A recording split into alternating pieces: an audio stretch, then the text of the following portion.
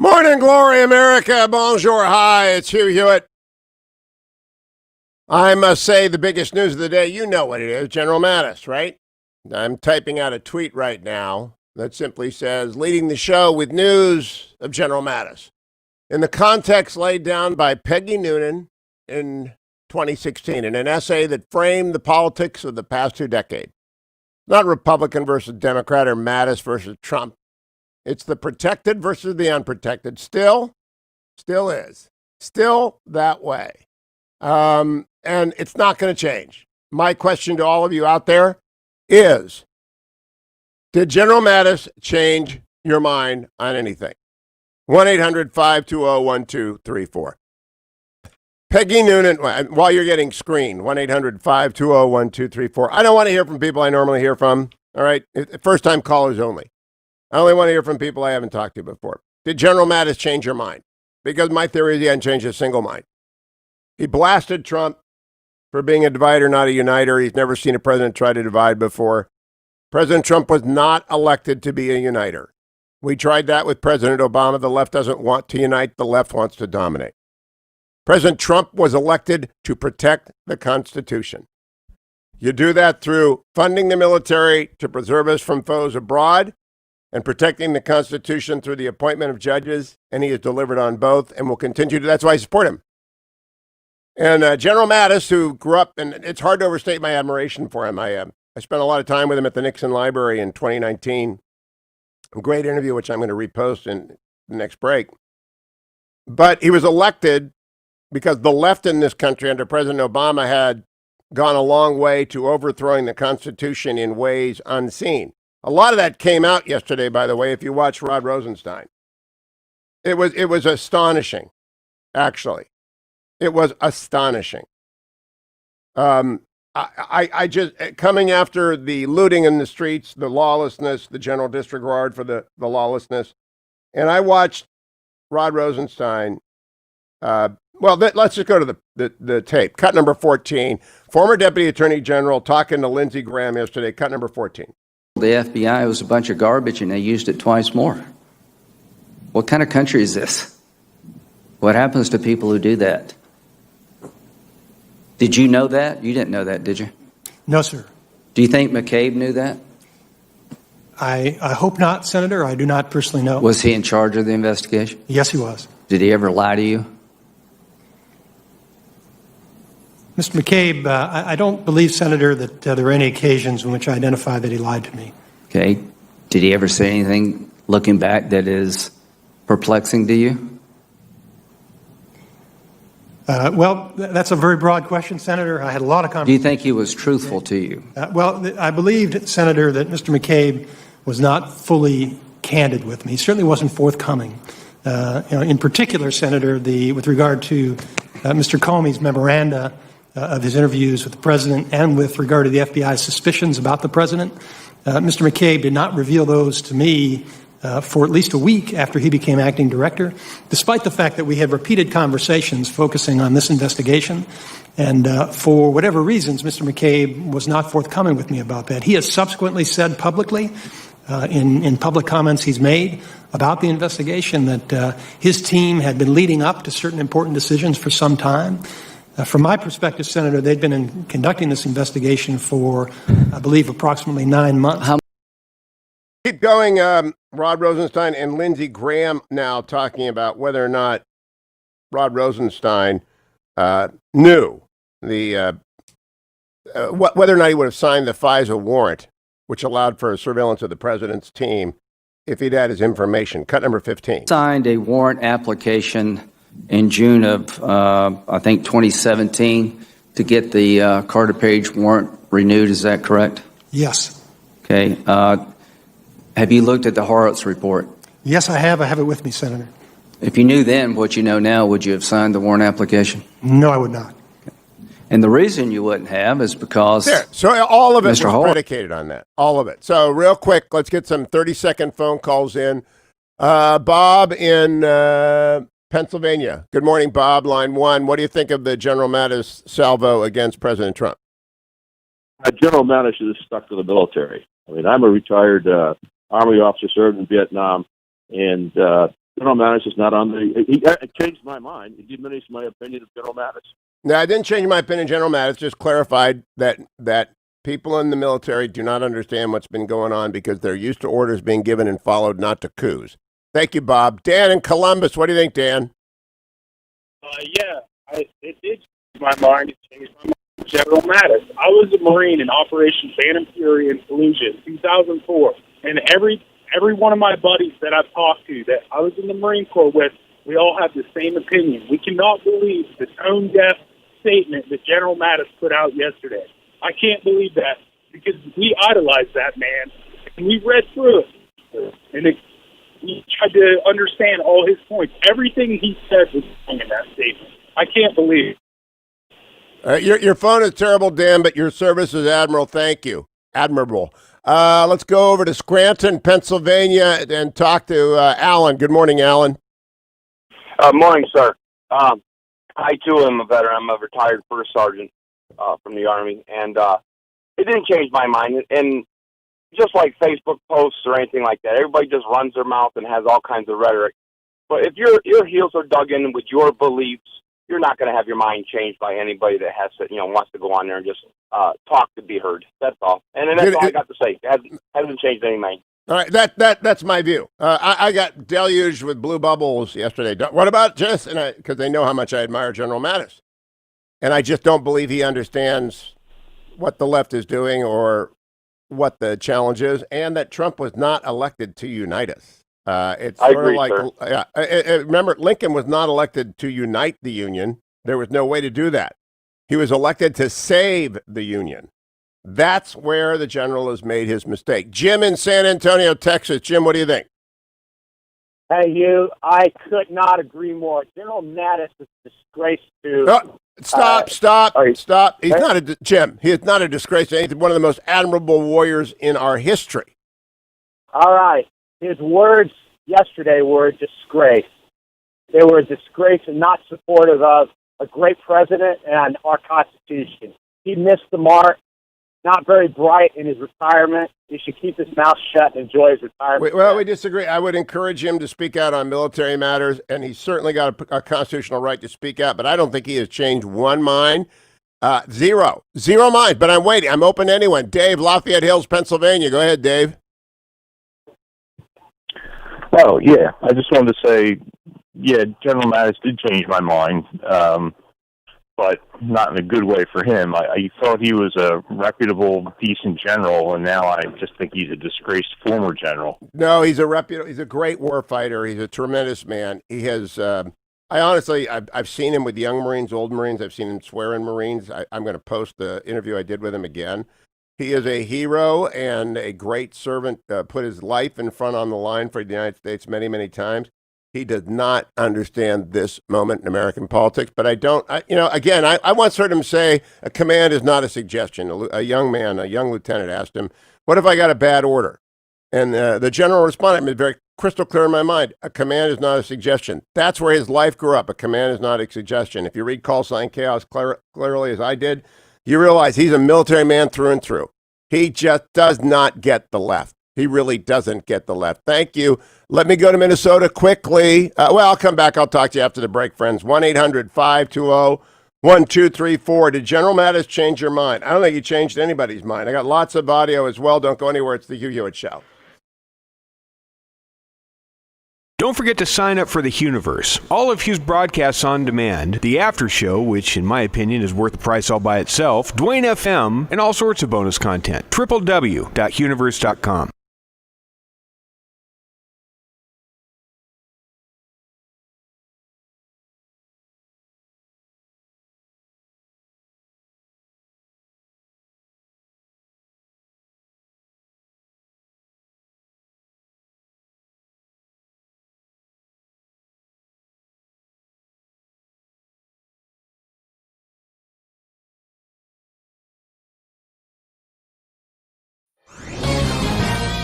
This is Owen Strand for townhall.com. The recent events across America have reminded citizens that freedom, peace, and safety are fragile things. The death of George Floyd in Minnesota calls for justice through our system of due process. The officer who suffocated Floyd had numerous citations for bad conduct.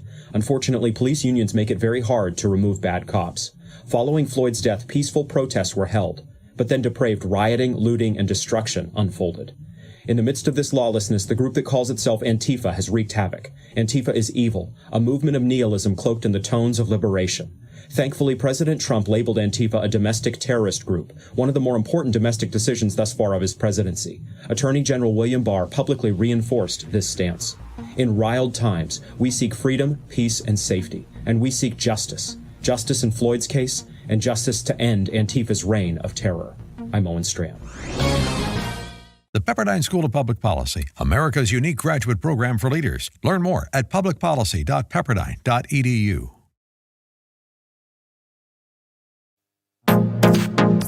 Trending now on the Hugh Hewitt Show.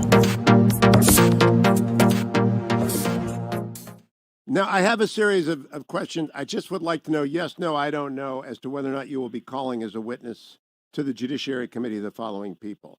Will you be subpoenaing James Comey? Yes. Andrew McCabe? Yes. John Brennan? Yes. James Clapper? Yes. Susan Rice? Don't know. Have you had a chance yet to read then acting Attorney General Sally Yates' statement to the special counsel, which was included as Exhibit 4 in the motion to dismiss the Flynn case? Not all of it. There are 53 of them. We're going through them right now.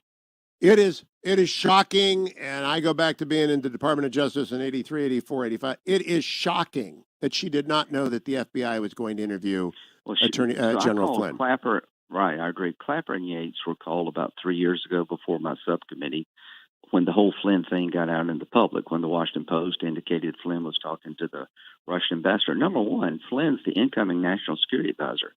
He has every right to be talking to the Russian ambassador.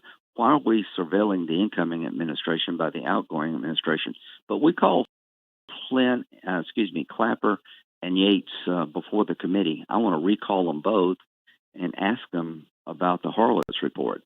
Ask them, if you knew then what you know now, would you have a different view of this whole investigation? I'm starting with Rosenstein next Wednesday. He signed the last warrant application. I want to ask him, if you knew then what you know now, if you knew.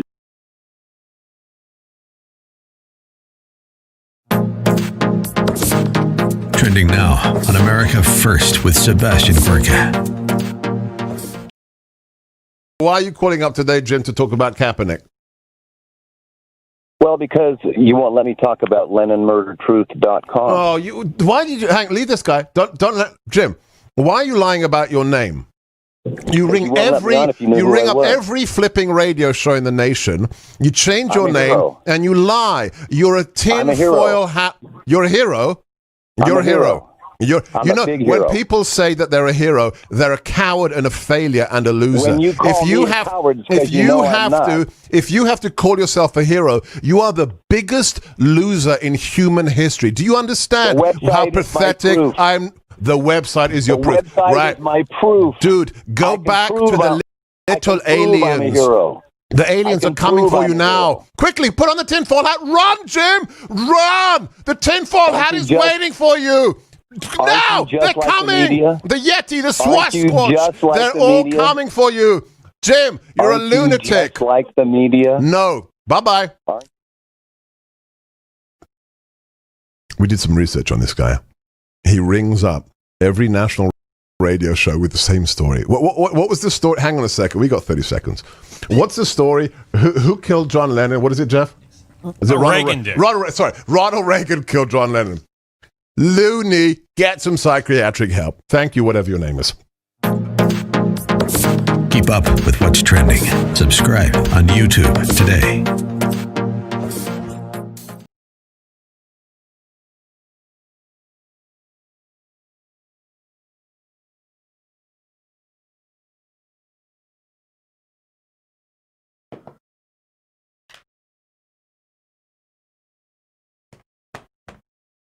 Welcome back, America. I'm Hugh Hewitt. The question of the day, did General Mattis change your mind? I really would like if someone said, yeah, I was supporting Trump, but General Mattis is my hero. I'm not going to vote for him anymore because he criticized Trump. Blasted Trump as a divider yesterday. I think coming on the day of Rod Rosenstein revealing the depth of the perfidy at the FBI and the attempt to target the administration of Donald Trump, it was ironic in its timing. I also think it was completely inconsequential. This remains the protected versus the unprotected election, part 2. Peggy Noonan's 2016 article is right in front of me. I'm holding it up if you're watching on YouTube. I've tweeted it out. The fact is that there are two kinds of people in America, those who are unprotected and those who are protected. General Mattis and I both live in the protected class, and the protected class is deeply divided. The unprotected class is deeply divided as well. It's a divided country. Trump was not elected to unify it. He was elected to serve and defend the Constitution, which I see him doing, sometimes ineloquently, often with the timing a beat off, but with great purpose and effect. There were no more riots last night. Did you notice that? 2 nights in a row, all following the president's Monday declaration and his call with the governors. The word has gone forth, and it will not be tolerated. Too late to save those businesses that have burned out.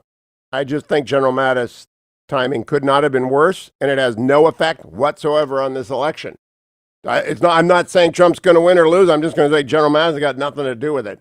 Meanwhile, the biggest business story of the day is that the riots did not happen, so the hemorrhaging of small businesses ended. The German government announced a $130 billion fiscal stimulus. That's yet another inflationary push.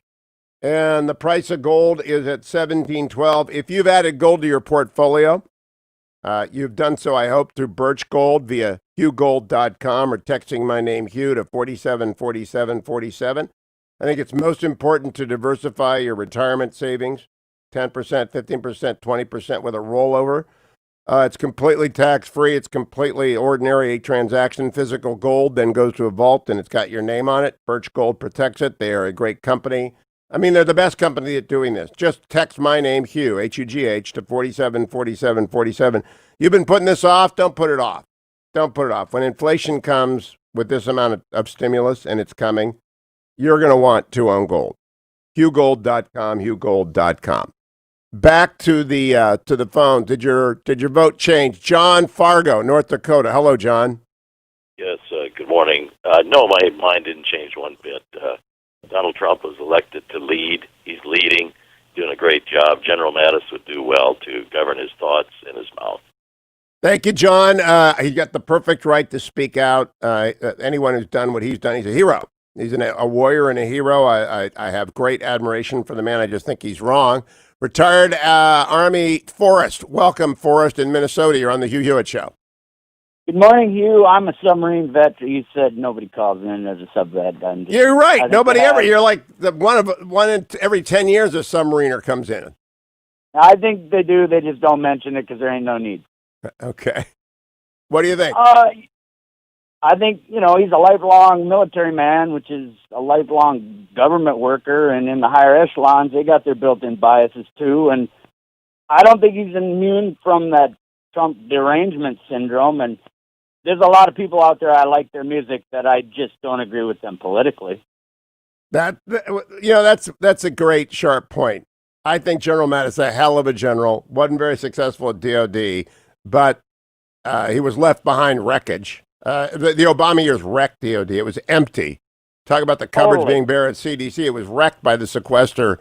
And General Mattis did a great job in refilling some of the supply needs. He ought to have killed Assad when he was ordered to do so. I'm glad Soleimani is dead. Trump did that, not General Mattis. But I appreciate the call, Forrest. Friend in northern Pennsylvania. I love your name, friend. Thank you, Mr. Hugh. General Mattis did not change my mind, and General Mattis is an honorable man, served his country.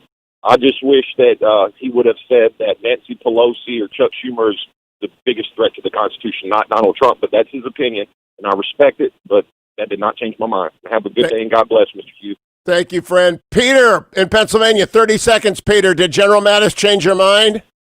No, he didn't change my mind. However, I am growing weary of the president defaming or bad-mouthing people that he's put out the door. Now, stick around then. I want you to be able to speak your mind at length. 1-800-520-1234, 1-800-520-1234. Stay tuned, America. Portions of the Hugh Hewitt Show are brought to you in part by GivingMass.com. Go to GivingMass.com/Hugh.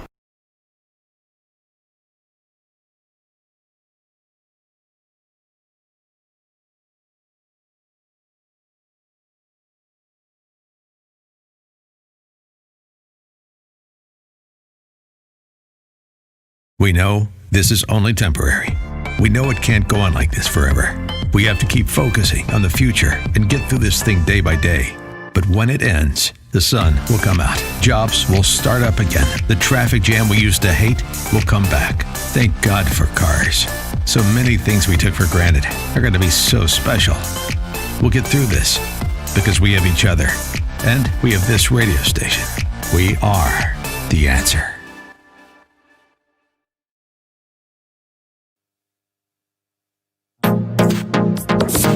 Trending now on The Larry Elder Show. During the campaign 2016, lock her up was a very popular chant at his various rallies. And during the debate, Hillary says, it's a good thing you're not president. And he responded. That was very, very clever, witty response. Yeah, because you'd be in jail. Everybody cracks up. Well, the president took office. Did he prosecute her? Did they file charges against her? No. But now people are upset because Bill Barr doesn't expect there to be charges against Biden and Obama. Can you imagine what would happen if the Trump administration charged them? And by the way, when Trump leaves office, after he finishes his second term, you can expect that the next Democratic president is going to figure out a way of charging Donald Trump with various crimes. I have a general idea of how Mr. Durham's investigation is going. And as I have indicated, some aspects of the matter are being examined as potential crimes. But we have to bear in mind what the Supreme Court recently reminded us of in the Bridgegate case. As the court said there's a difference between an abuse of power and a federal crime. Not every abuse of power, no matter how outrageous, is necessarily a federal crime. Now, as to President Obama and Vice President Biden, whatever their level of involvement, based on the information I have today, I don't expect.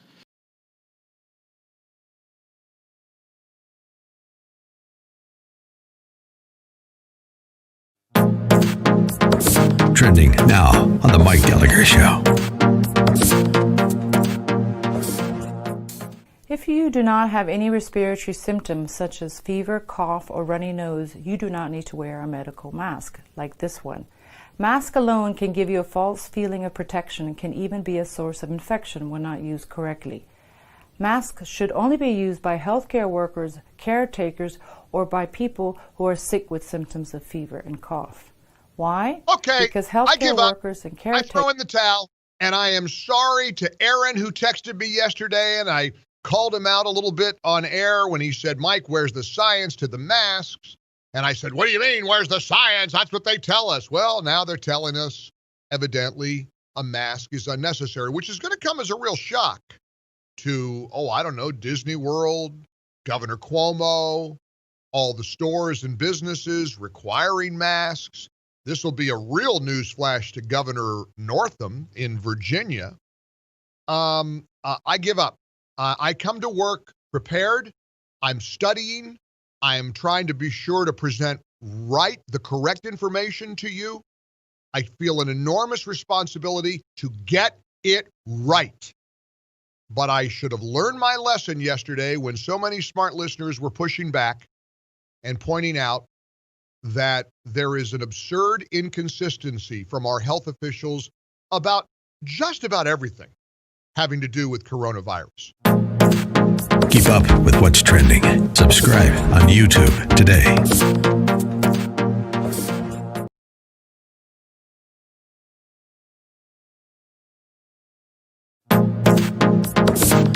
Trending now on America First with Sebastian Gorka. You better be damn sure that we're going to get through this. No, with you leading it, you complete pathetic excuse of a man.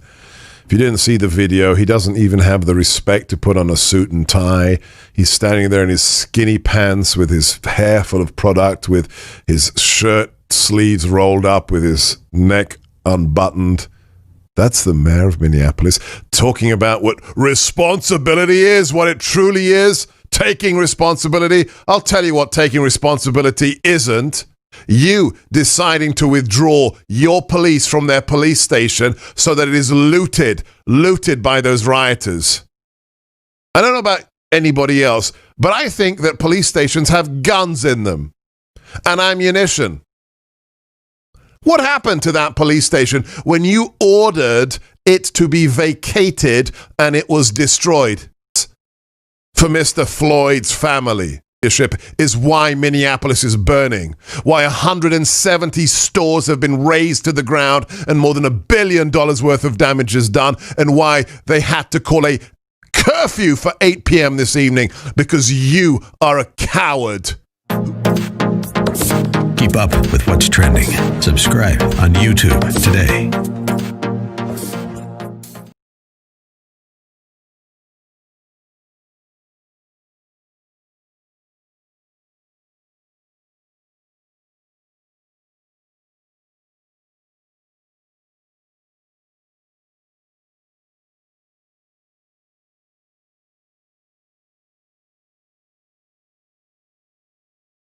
Welcome back, America. It's Hugh Hewitt. The biggest headline of the day, because Blue Bubble America loves the fact that General Mattis took shots at President Trump. President Trump took shots back at him. I'm talking with Peter, who doesn't like the fact that the president always hits back. Always, Peter. It's like his rule of thumb. I could have told you before the tweets drop. He always does that. You object to it. Back to Peter in Pennsylvania. I don't object to him hitting back, Hugh. What I find troublesome is his disparagement of people that he selected and had in important positions in his administration. Having said that, I don't like the way the president carries himself. You articulated it very well earlier in the show. However, I do think he's a terrific president and has accomplished more than any other president in my lifetime, and I include on that Ronald Reagan, on that list Ronald Reagan. But in any event, I wish that he had a better approach to dealing with the people that have left his administration. He's a wrecking ball, Peter. Right? He's a wrecking ball. Yes, he is. And that wrecking ball is mostly aimed at elites who believe they are better than you and me and who believe they know how to run your life and do not respect the Constitution. So I think the choice in November hasn't changed a lick. Are you going to vote for him again? Oh, yes. Oh, yes. That's my point, which you're not going to get from Blue Bubble Media today or Blue Check Twitter. General Mattis, much admired, much beloved, has not changed a vote yet. Thank you, Peter. Rich in Florida, has your vote changed? Hi, Hugh. How are you this morning? I'm terrific. I'm always good. Okay, on Mattis, I have to disagree with you. I think at the very least his behavior was disgraceful. This is obviously a man who was bitter because he was effectively fired. No, he's not. I have spent hours and hours and hours with Jim Mattis after he left. He is not bitter. That's the last thing Jim Mattis is. He is a very restrained, admirable man. I think he moved because he does not want the military involved via the Insurrection Act. I believe that a lot of retired general officers do not want the military involved in the Insurrection Act, but that's not their call. If he were on the line with me, and General is always welcome, he's been on the show before, I would tell him, that's not your call. The Insurrection Act, it's a military controlled by the civilians. The Congress and the President signed. The Congress passed, the President signed the Insurrection Act. It's not your call. And about choosing to divide, he has no choice. The left will not let us unify. President Obama was there for 8 years. They will not let us unify. And the rioters want nothing to do with unity. Will in Tennessee. Good morning, Will. You're on the Hugh Hewitt Show. Did General Mattis change your mind? Absolutely not. And you are a retired military officer? I am a submarine officer. 2 submariners in a morning. This is a strange one. Mattis is bringing out the underwater cane. So what is your reaction to it? Well, I think it's just a hypocritical statement. He says Trump is divisive, yet he knows that the statement he puts will be used by the media to divide us. So, well, that's interesting. I hadn't thought of that. If you have nothing to say, just don't say anything. I greatly admired his previous position of silence, into which I attributed disdain for the president, but also professionalism. That's why I said I'm disappointed that he chose to do this now. It doesn't change anything, doesn't change a lick. If you vote for Democrats this fall, you are voting for a disaster in the economy, the destruction of our defenses, and appeasement of China and Iran. It's that simple. Hey, Tom in Hawaii. Good morning, Tom. 1-800-520-1234. Did General Mattis change your mind about President Trump? 1-800-520-1234. He's a great patriot. He did not change my mind. I'll give you 1 year. 1968, Hubert Humphrey was a lot more likable than Richard Nixon, but Nixon got elected for the same reason that Trump is going to get reelected. The country is sick of this crap. But when you say sick of this crap, Tom, when you say we're sick of this crap, what are you talking about?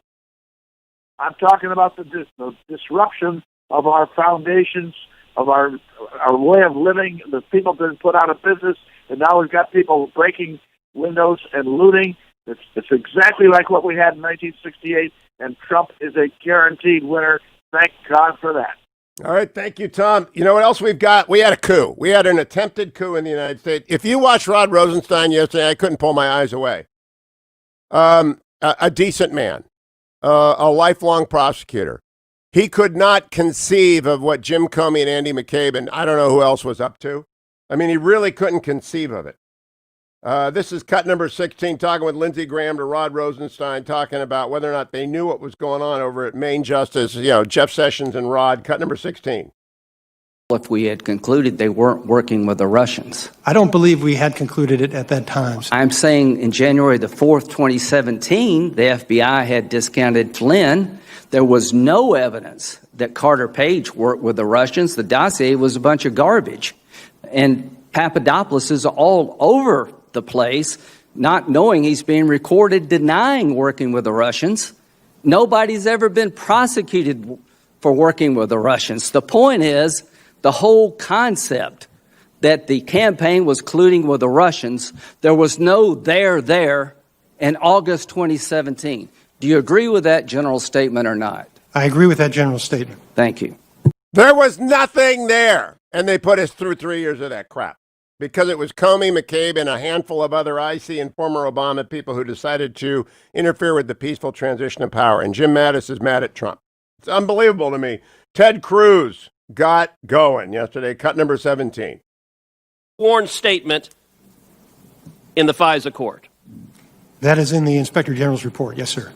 Are you aware of other instances of Department of Justice employees fraudulently creating evidence to submit to court? Every instance that I'm aware of, Senator, would be appropriately investigated and hopefully appropriate action would be taken. Mr. Rosenstein, on May 17th, you appointed Bob Mueller the special counsel. On June 29th, you signed the third FISA application. On August 2nd, you signed the second scope application. You came into a profoundly politicized world, and yet all of this was allowed to go forward under your leadership. That unfortunately leads to only two possible conclusions. Either that you were complicit in the wrongdoing, which I don't believe was the case, or that your performance of your duties was grossly negligent. Was there any that standard, Senator?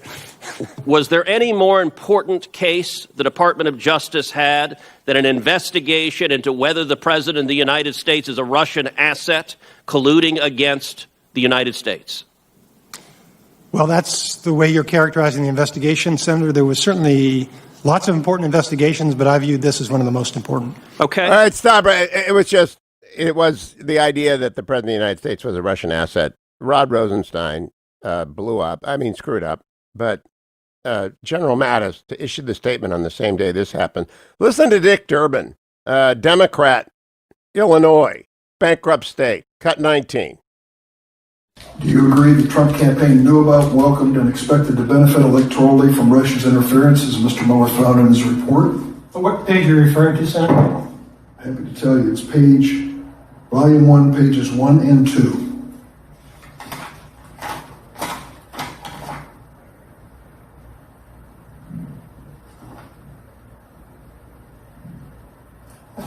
I'm not sure whether you were quoting from the report, Senator, but I have it in front of me. Statement within the report, volume 1, pages 1 and 2. Yes, sir, I have it right here. Trump campaign knew about, welcomed, and expected to benefit electorally from Russia's interference. Do you disagree with that? Have any reason to disagree with that finding? I apologize, Senator. I'm not seeing those words in the report. If you could direct me to where it is in the report, I'll be happy to. I will. I don't have it at the moment in front of me, but I will produce it. He didn't produce it because it's not there. As was said many, many times, there was no collusion. None.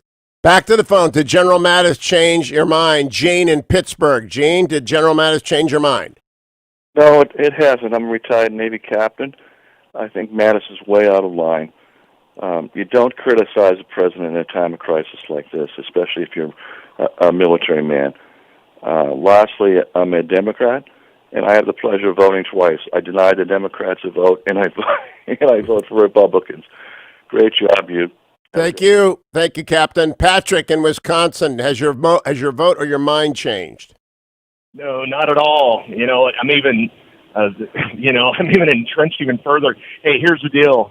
I'm a director of engineering at a company local, and we're shut down. So a buddy of mine needs some help moving food in his trucking outfit. So I'm moving food for folks. I've been putting my life in danger, but trying to be of service, right? And I get an NTSB warning today saying, "Hey, be careful. You might get drug out of your truck. Be really careful." The disregard. I'm seeing both sides of it as an executive. And as a guy just running a truck trying to just do the next right thing. It's disturbing, and it's disrespectful. The whole country sees what's going on, except General Mattis doesn't. I don't know why he did this, but he didn't change any mind. Maybe someone will come up and say, yeah, I was for Trump, now I'm against him. Retired, thank you, Patrick. Dan, retired from the Army in Virginia. Jan, have you changed your mind about President Trump because of General Mattis?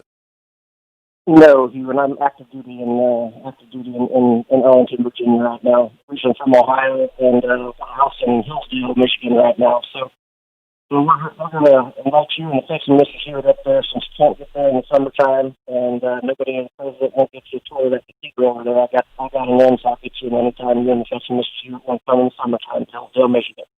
All right, thank you, Dan. Not another one. John in Pittsburgh. John, is your mind changed? No, not at all, you, but I would like to thank General Mattis for his service. Like you said, he's a great warrior. I admire the man's career.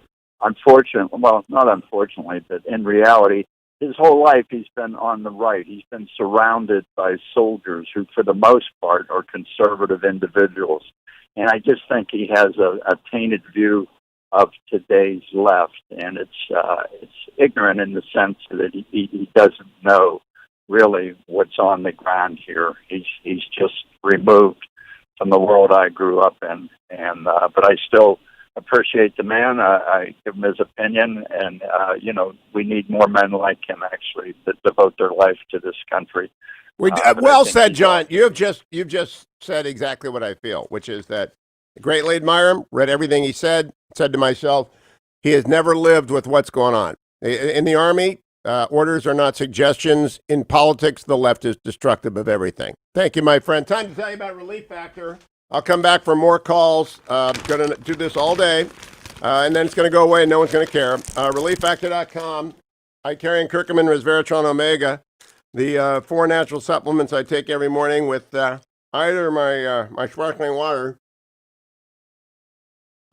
I brought the coffee into the studio, so it's piping hot. I wouldn't do piping hot coffee with ReliefFactor.com, but I take it every morning. I carry in curcumin, resveratrol, omega. Why? Those 4 natural supplements ought to be in everybody's diet to support the temporary relief of the minor aches and pains that come with aging and exercise. And I'm finally going downtown again today, out of Northern Virginia, going down to the city. Got some work to do. The world, if the rioters are out by the millions, I suppose I can go visit people and take their temperatures and talk about what's going on. ReliefFactor.com. Back to the commuting life, and happy to do it with ReliefFactor.com. From Israel next, Ambassador Michael Oren. Stay tuned. It's the Hugh Hewitt Show.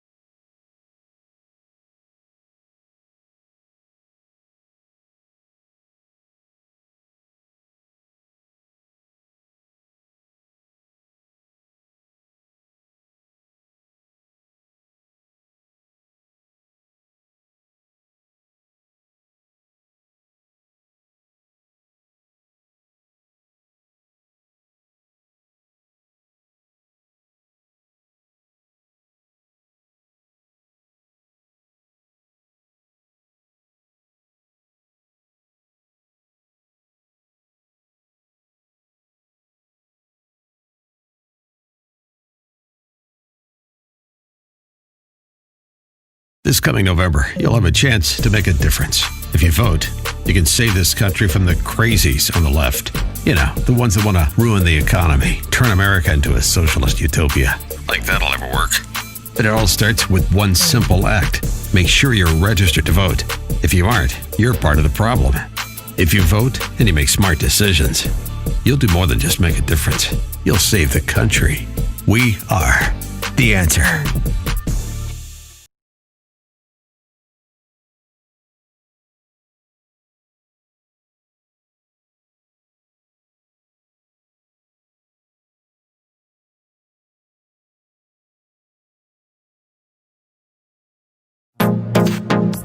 Trending now on the Hugh Hewitt Show. An angry crowd broke into Minneapolis Police Department's 3rd Precinct headquarters Thursday night. You know, just stop and think about that. They broke into a police headquarters? An angry crowd, that's a mob, and that's illegal. And the police retreated, I guess, and set fire to the building. Okay, so you're endangering firemen. So the police retreated and firemen got endangered, capping another day of protests, many of them violent. The police station on East Lake Street has been the epicenter of this protest for this week, for people demanding justice after the death of George Floyd, who died Monday. Minnehaha Lake Wine and Spirits, the target of looters the night before, was set ablaze. Protests have been taking across the metro all day long, both peaceful and violent. On Wednesday night, a man was fatally shot as crowds looted and burned buildings on East Lake Street late into the night. It has spread to St. Paul, and I do know Minneapolis pretty well. I am a veteran of rolling around. The hotel in St. Paul, the St. Paul is my favorite hotel. St. Paul Cathedral is my favorite church in America. I love the Charlie Brown week. I love everything about the city. I go there often, and if it wasn't for the fact that it was in Minnesota charge, he did not.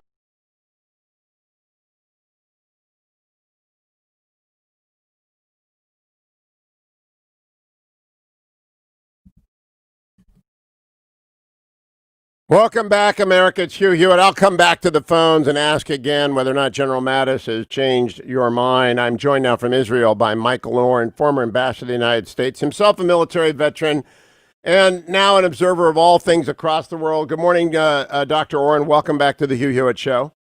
Good to be with you as always, Hugh. Now, Israelis are used to generals going into politics. Americans are not. So General Mattis unleashed this salvo yesterday. What did you make of it? Does it change anybody's mind in Israel when a general dives into politics? Not at all. It's keeping the generals out of politics here.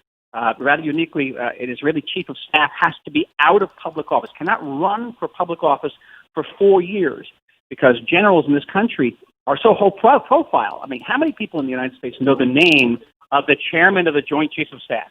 How many know them?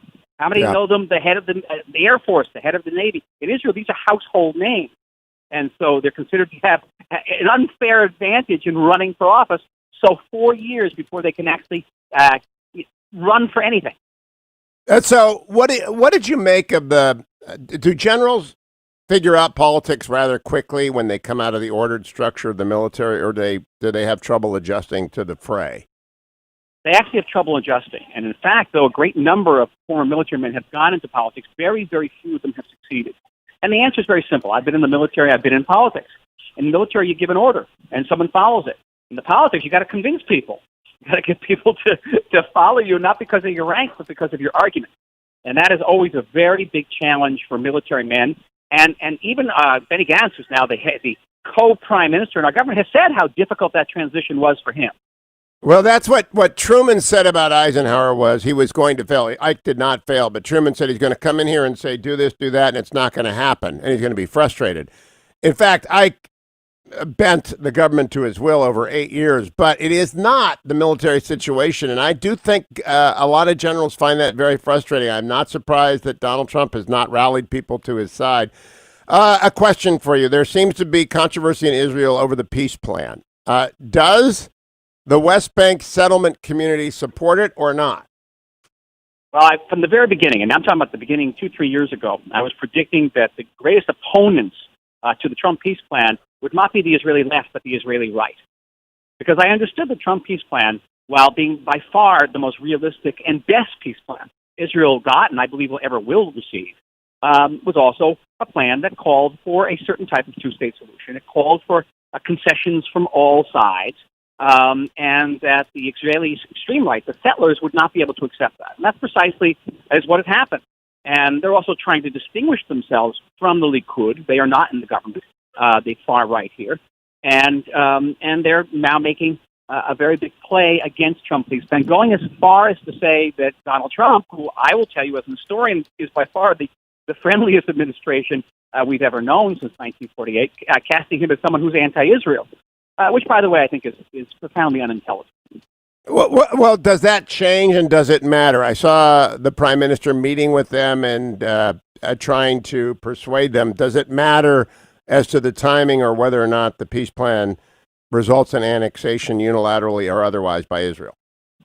I think there are other considerations. One is the reaction of the so-called international community, particularly the European Union, whether we be facing sanctions, whether there be unrest in Judea and Samaria, the West Bank. The army is now being put on alert for July 1st, which is the putative date of the annexation move. There are other considerations, but I think also in the White House, the messages coming out of Washington have at times been equivocal, and I can understand it. I think that Jared Kushner's team is very concerned lest a premature annexation chase away other partners to this peace process, particularly the Saudis and the Emiratis. Well, is that going to happen if Israel moves forward on July 1? Would they act? Again, that's sort of like moving the embassy. Everyone worried about it, and nothing happened. It's also that if there's no move on annexation, then how do you prove that the whole joint peace plan is serious? The fundamental sort of doctrine of President Trump is that, and this is in contrast to every other president going back probably to 1948, and that is if you leave the table, you pay a price. If in the past, if you left the table, particularly the Palestinians, they gained, now they leave the table, they pay the price. Well, the Palestinians have left the table over and over again, certainly during this peace process period, and so they have to pay a price. And the price should be Israeli annexation. And if you don't prove it, then maybe there's a danger you're going to lose the entire credibility of the whole process. And I understand very much that need to respond to that. It would be hopeful if other parties like the Saudis and the Emiratis would get behind the need to show the Palestinians that there is a price to be paid. So July 1, last question this week, Dr. Oren. On July 1, should we expect something to happen? I don't think it's July 1st. They've already, in this government, they've already sort of indicated that July 1st, probably nothing will happen. But I would be very surprised if nothing happens before the Jewish holidays, which are in mid-September. Dr. Michael Oren, always a pleasure from Israel. Follow him on Twitter at Dr. Michael Oren, Dr. Michael Oren. I'll be right back. More of your phone calls to General Mattis. Change your mind.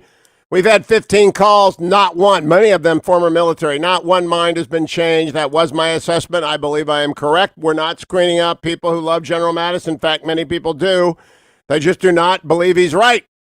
That's the lead story. That's why it's leading the news today on The Hugh Hewitt Show. Portions of The Hugh Hewitt Show are brought to you in part by Birch Gold Group.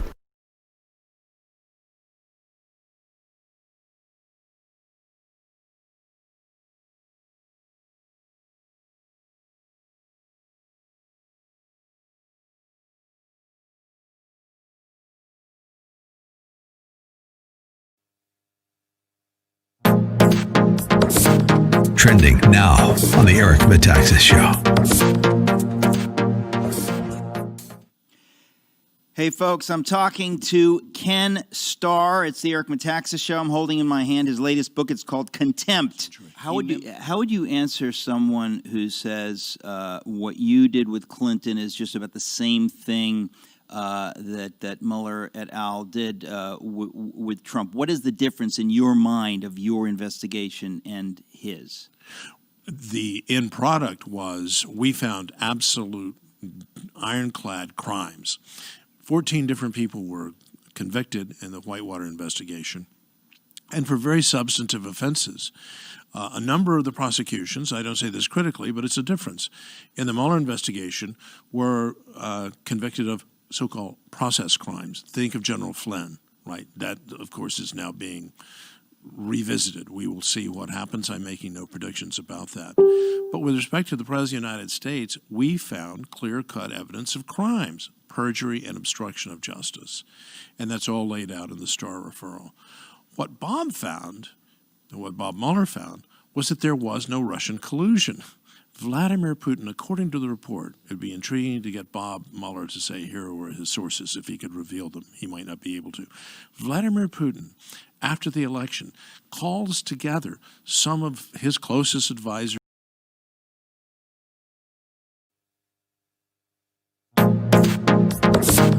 Trending now on the Dennis Prager Show. I am reading to you an interview with the former head of the Israeli Health Ministry.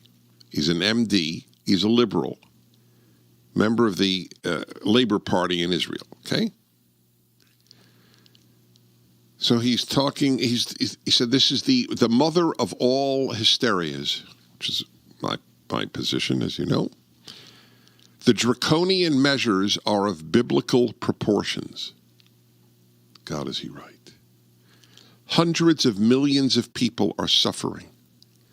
In developing countries, many will die from starvation. In developed countries, many will die from unemployment. Unemployment is mortality.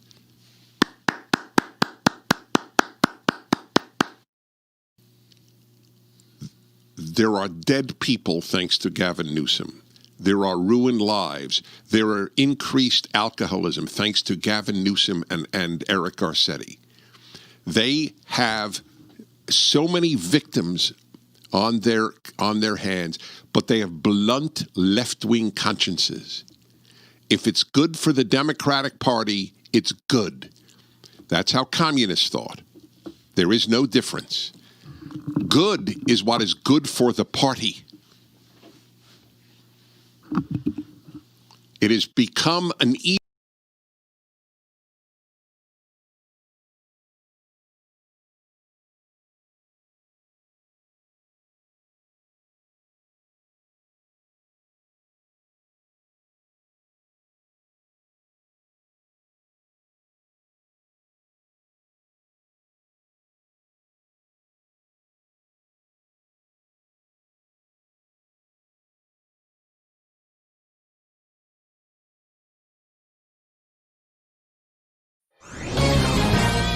This is Owen Strand for townhall.com. The recent events across America have reminded citizens that freedom, peace, and safety are fragile things. The death of George Floyd in Minnesota calls for justice through our system of due process. The officer who suffocated Floyd had numerous citations for bad conduct. Unfortunately, police unions make it very hard to remove bad cops. Following Floyd's death, peaceful protests were held, but then depraved rioting, looting, and destruction unfolded.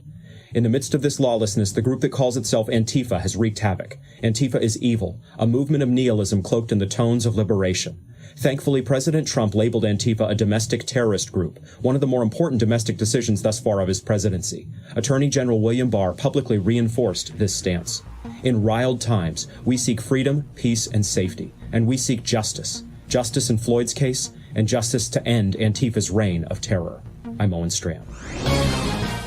The Pepperdine School of Public Policy, America's unique graduate program for leaders. Learn more at publicpolicy.pepperdine.edu. This coming November, you'll have a chance to make a difference. If you vote, you can save this country from the crazies on the left. You know, the ones that want to ruin the economy, turn America into a socialist utopia. Like that'll ever work. But it all starts with one simple act. Make sure you're registered to vote. If you aren't, you're part of the problem. If you vote and you make smart decisions, you'll do more than just make a difference. You'll save the country. We are the answer.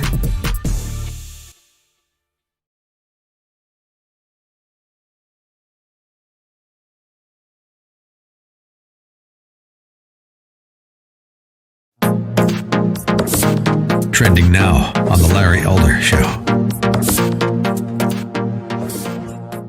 Study also says the vast majority, between 90 and 95% of the civilians shot by officers, were actively attacking the police or other citizens when they were shot. The vast majority, between 90 and 95. I'm reading this again for the young lady that says that I was defending the officers that were involved in the killing of George Floyd. So since she has difficulty grasping me when I speak, I just want to do it 2 times for you, just for you.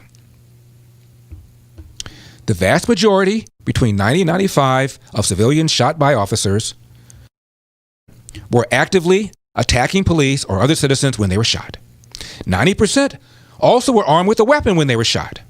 The horrific cases of accidental shootings, like mistaking a cell phone for a gun, are rare, said the co-author of the study.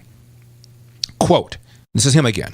We hear about the really horrendous and tragic cases of police shootings for a reason. They're awful cases. They have major implications for police-community relations, and so they should get attention. But this ends up skewing perceptions about police shootings and leads people to believe that all fatal shootings are similar to the ones we hear about, and that's just not the case. End of quote.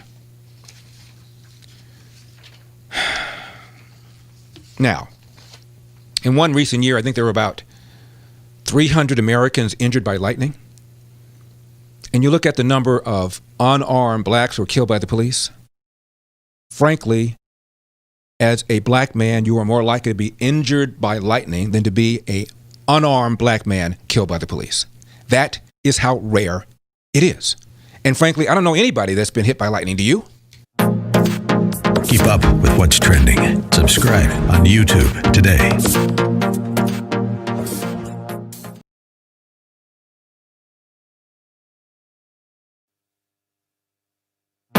Trending now on America First with Sebastian Gorka. Joe DeGenoa, why did Mike Flynn have to be taken out? He had to be taken out because they knew that they had been conducting illegal surveillance of Americans since at least 2014. Because his prior job was the head of the Defense Intelligence Agency. And so they knew that once he got in, he would have to be told about Crossfire Hurricane. And so they decided that they were going to take him out no matter what, so he could not infect the rest of the people around the president with this knowledge. And they succeeded. They did it. But he was somebody they could not take the risk because of his knowledge. And he was going to basically reorganize the intelligence community, and they hated him for that.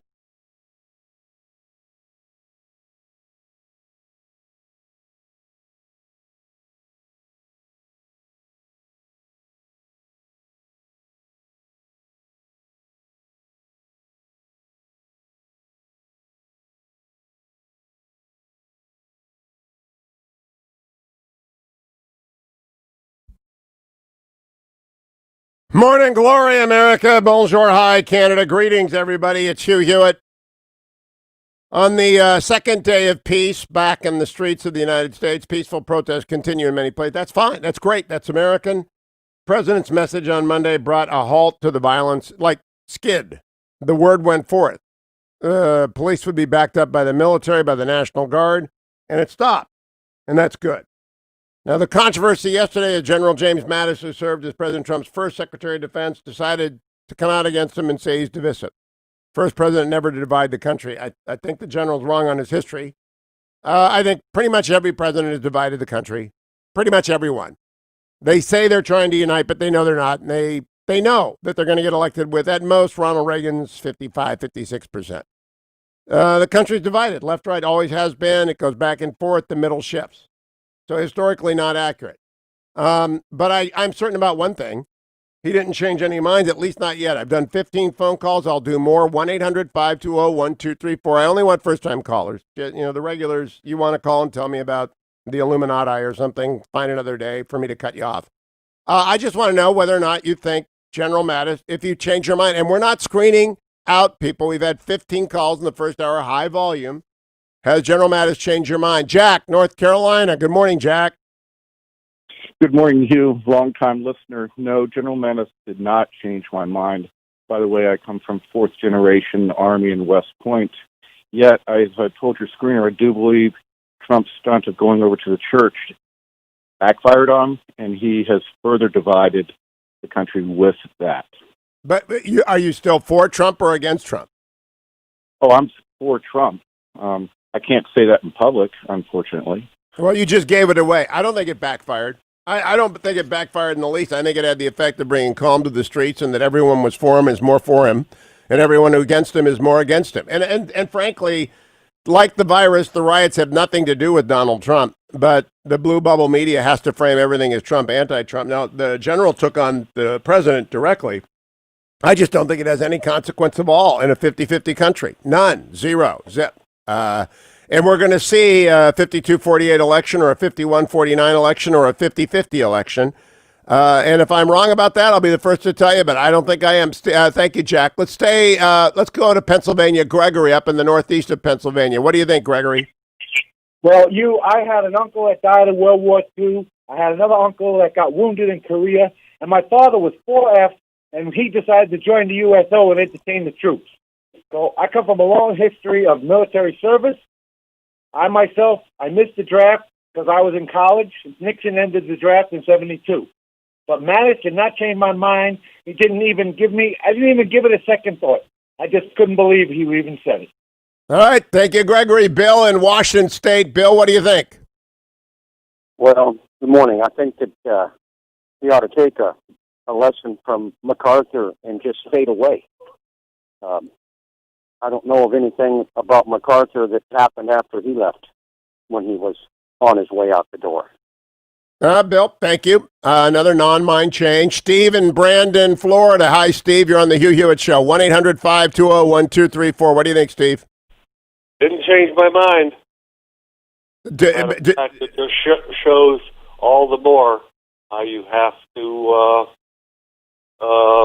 be firm against all the backlash he's going to get from the career people. There is a great reservoir of resistance to Trump. The resistance. It came out yesterday in the hearing of Rod Rosenstein. I want to play. By the way, thank you very much for your call, Marsha Blackburn. Yesterday, again, not much because of Mattis. The blue bubble used Mattis to obscure what happened yesterday, which was confession by Rod Rosenstein. He had no idea what was going on at DOJ. He kept signing FISA warrants that were backed up by nothing. The witch hunt that was underway was not obstructed by the new appointees. And Donald Trump's worst appointment was Jeff Sessions. And the second worst appointment was Rod Rosenstein. And that's got nothing to do with their being personally wonderful people. They did not understand what they were dealing with. And they made no effort to understand. They just couldn't believe that what happened was going on. Marsha Blackburn, senator from Tennessee on the Judiciary Committee, made a statement you need to hear. Cut number 18. We're here because trust has eroded in the FBI and Department of Justice. And you see this carried out by the Obama FBI and DOJ. And people are just, they cannot believe this happened. And I have to tell you, Mr. Rosenstein, when you think about insurrection, generally, you think about violence, you think about armed criminals, they're taken to the streets. But there are some plots that are there that are done, they're quiet rebellions, and they use the cloak of law to shield them.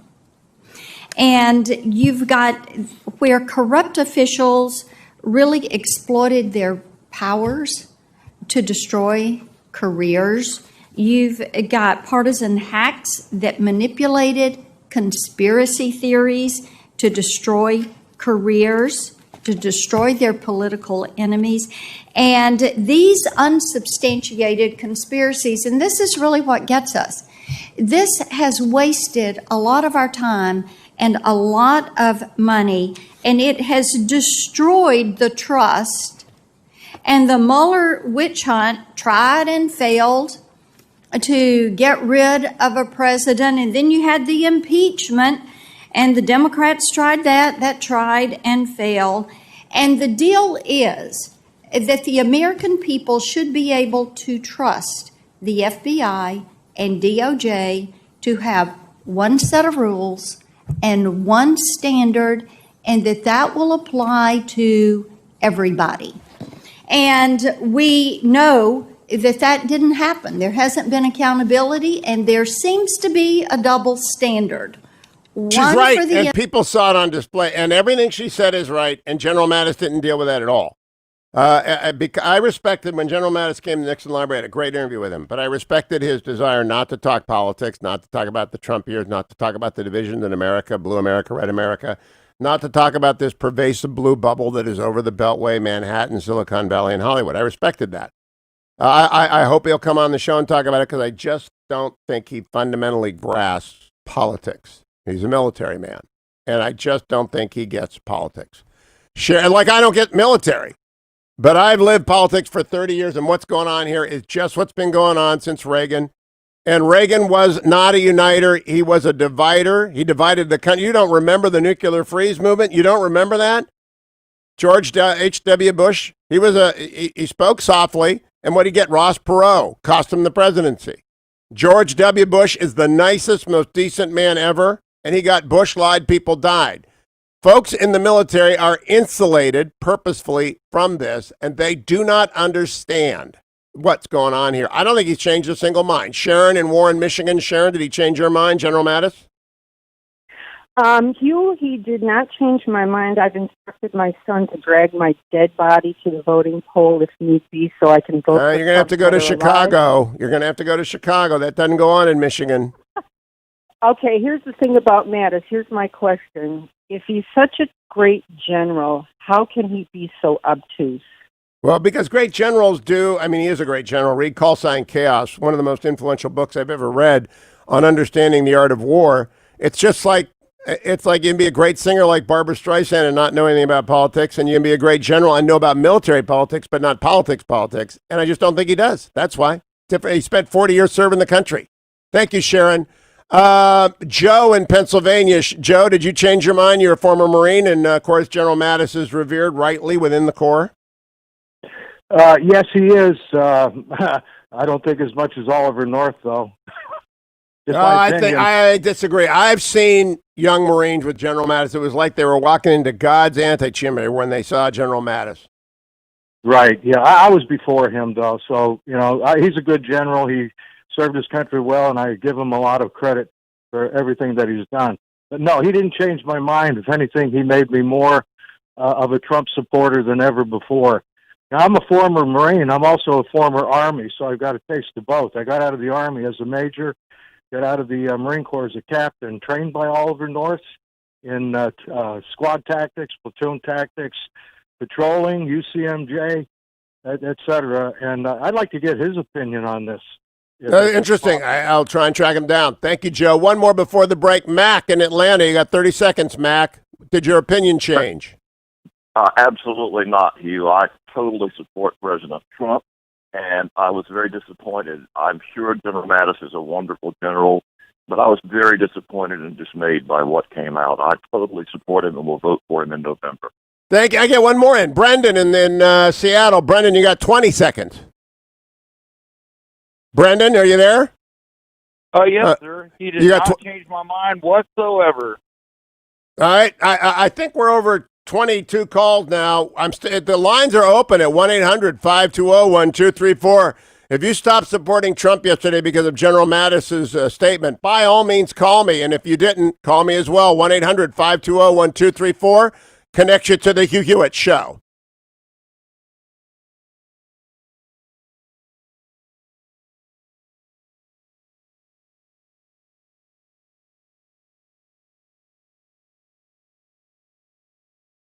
We know this is only temporary.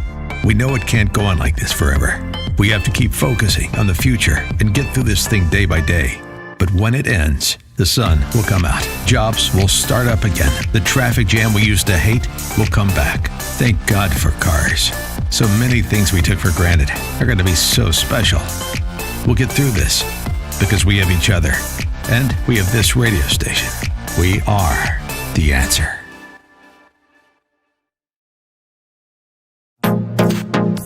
Trending now on the Hugh Hewitt Show. An angry crowd broke into Minneapolis Police Department's 3rd Precinct headquarters Thursday night Just stop and think about that. They broke into a police headquarters? An angry crowd, that's a mob, and that's illegal. And the police retreated, I guess, and set fire to the building. Okay, so you're endangering firemen. So the police retreated and firemen got endangered, capping another day of protests, many of them violent. The police station on East Lake Street has been the epicenter of this protest for weeks, this week, for people demanding justice after the death of George Floyd, who died Monday. Minnehaha Lake Wine and Spirits, the target of looters the night before, was set ablaze. Protests have been taking across the metro all day long, both peaceful and violent. On Wednesday night, a man was fatally shot as crowds looted and burned buildings on East Lake Street late into the night. It has spread to St. Paul, and I do know Minneapolis pretty well. I am a veteran of rolling around. The hotel in St. Paul, the St. Paul is my favorite hotel. St. Paul Cathedral is my favorite church in America. I love the Charlie Brown week. I love everything about the city. I go there often, and if it wasn't for the fact that it was in Minnesota cold, I would live there part of the year. Perfect weekend ahead. It's going to be about 70 degrees and sunny all 3 days. Well, that's good. It's not going to be hot. No. If it was hot, I would say, oh, my goodness, we're in trouble. Look, the Michael Freeman, who is Amy Klobuchar's successor, Amy punted on the bad cop charge. He did not help things yesterday. Keep up with what's trending. Subscribe on YouTube today. Trending now on The Larry Elder Show. Study also says the vast majority, between 90 and 95% of the civilians shot by officers, were actively attacking the police or other citizens when they were shot. The vast majority, between 90 and 95, I'm reading this again for the young lady that says that I was defending the officers that were involved in the killing of George Floyd. So since she has difficulty grasping me when I speak, I just want to do it 2 times for you, just for you. The vast majority, between 90 and 95, of civilians shot by officers were actively attacking police or other citizens when they were shot. 90% also were armed with a weapon when they were shot. The horrific cases of accidental shootings, like mistaking a cell phone for a gun, are rare, said the co-author of the study. Quote, this is him again. We hear about the really horrendous and tragic cases of police shootings for a reason. They're awful cases. They have major implications for police-community relations, and so they should get attention. But this ends up skewing perceptions about police shootings and leads people to believe that all fatal shootings are similar to the ones we hear about, and that's just not the case. End of quote. Now, in one recent year, I think there were about 300 Americans injured by lightning. And you look at the number of unarmed blacks who were killed by the police. Frankly, as a black man, you are more likely to be injured by lightning than to be an unarmed black man killed by the police. That is how rare it is. And frankly, I don't know anybody that's been hit by lightning. Do you? Keep up with what's trending. Subscribe on YouTube today.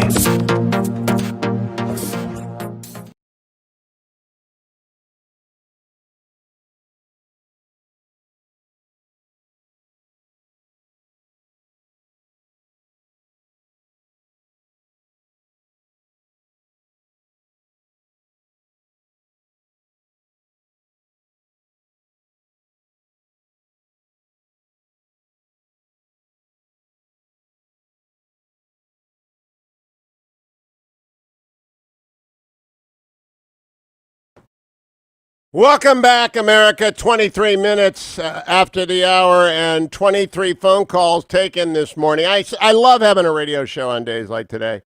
General Mattis, whom I greatly admire, makes a statement blasting Trump. Trump blasts him back. I go to the phones. I only want to talk to first-time callers, and I say, did anyone's mind change? 23 calls later, not one person's mind has changed. Of those 23, at least 2/3 have been vets. And most are like me, great admirers of General Mattis. They just don't think he gets it, and I just don't think he gets it. in a way that I wouldn't understand.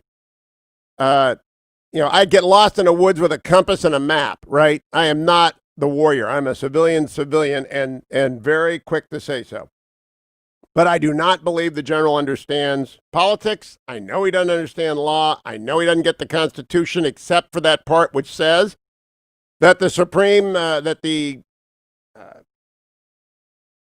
president is the commander in chief, and that he runs the military, and the military is run by orders. I've heard General Mattis say to a young Marine who asked him, "What if I got a bad order?" He said, "Orders are not suggestions." And so he gets the military way, but the military way is not the political way. And the question before the American people this November is, do you want to go back to the Obama-Biden years when they ran everything for you and they ran everything into the ground? Or do you want the economy to come back after this virus? Do you want the blue-collar boom back? Do you want a strong defense, a fully funded Pentagon? Or do you want to go back to appeasement of China and Iran? So did your mind change? Back to the phone. Alan in Greenville. Did your mind change, Alan? No, I'm 77 years old, and Trump's the first president I've had that did everything he promised he's going to do. Thank you, Alan. Shane in Scranton, Pennsylvania. Did your mind change at all? No, it didn't. And as a matter of fact, not only did it not change, but I don't think the Democrats and the mainstream media understand that the more they attack the president, the more his base is going to entrench. I don't think they get that either, Shane. I think you're going to go out and organize and get more people to vote Trump. Jake in San Diego, did your mind change? Opposite side of the country, very early out there, 4:30 in the morning. Jake, did your mind change? Well, before I answer that, I just want to say thank you to you for this program. I listen to a lot of talk radio, and this is probably the only one I ever listened to where I actually feel like I learned something. So, just thank you for the job you do. This is probably the most informative. No, it didn't change my mind at all. But I do have a quick question for you. Who is Rich Higgins? Because as I was reading some of the Twitter last night about what General Mattis had said, he had a very interesting comment about General Mattis. So I was just wondering if you are familiar with him and how far into what he said we can really carry the truth on that, or if it's truthful. I see he's a former Pentagon official who served at the NSC, who was let go in 2017. I don't know him. I don't know anything about him, so I'm not going to give you an opinion. One of the reasons the show may be valuable to Jake is I don't shoot off my mouth when I just don't know. So I'll have to do some research on that. My opinions on General Mattis and my admiration for him are based on his career, knowing him, meeting him, talking with him, interviewing him at length about call sign chaos on video, on radio. I think call sign chaos ought to be run by everyone. I just don't think he has a great grasp of what's going on in politics today. Robin, Tampa, Florida, down in the heart of CENTCOM, which General Mattis ran. Did your mind change, Robin? Yeah. No, not one single bit. Nope. Thank you. Rick in Ohio. Did your mind change at all, Rick in Ohio? You, not at all. U.S. Navy former general should have professional loyalty after leaving the great post that he had. Thank you. Okay, Eric, Dallas, Texas, last call this segment. Eric, did your mind change at all?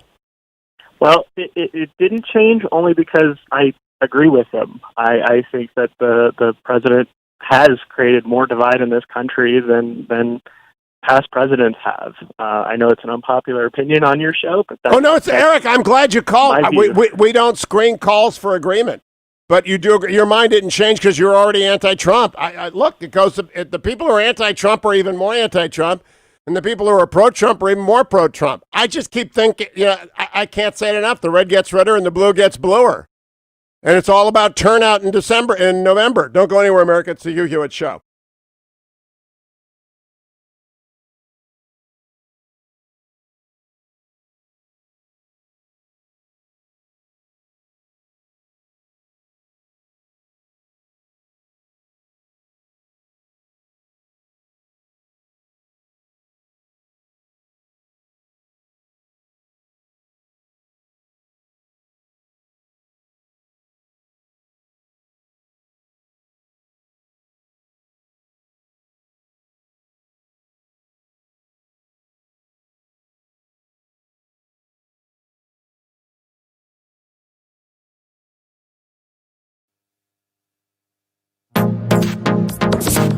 Trending now on the Eric Metaxas Show.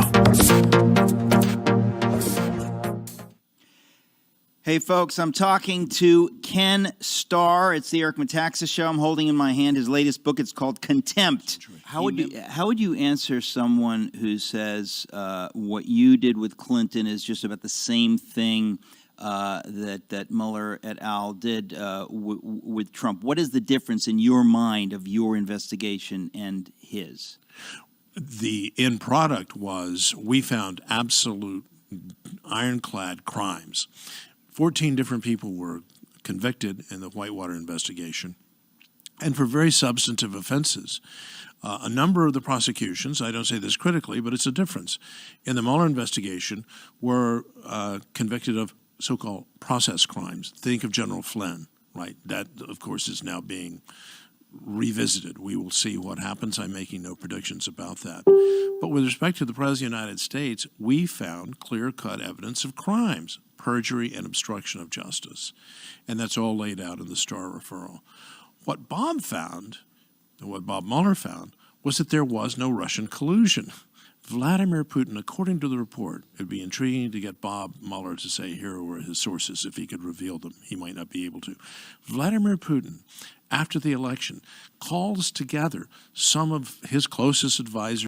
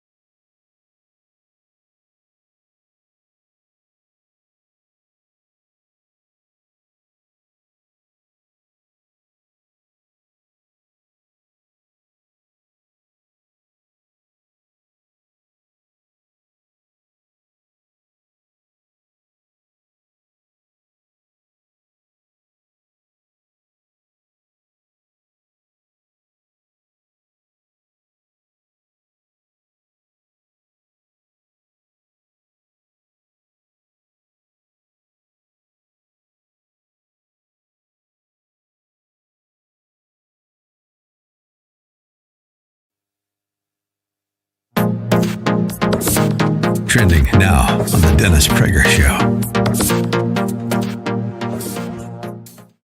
I am reading to you an interview with the former head of the Israeli Health Ministry, Gavin Newsom. There are ruined lives. There are increased alcoholism thanks to Gavin Newsom and Eric Garcetti. There is no difference. Good is what is good for the party. It has become an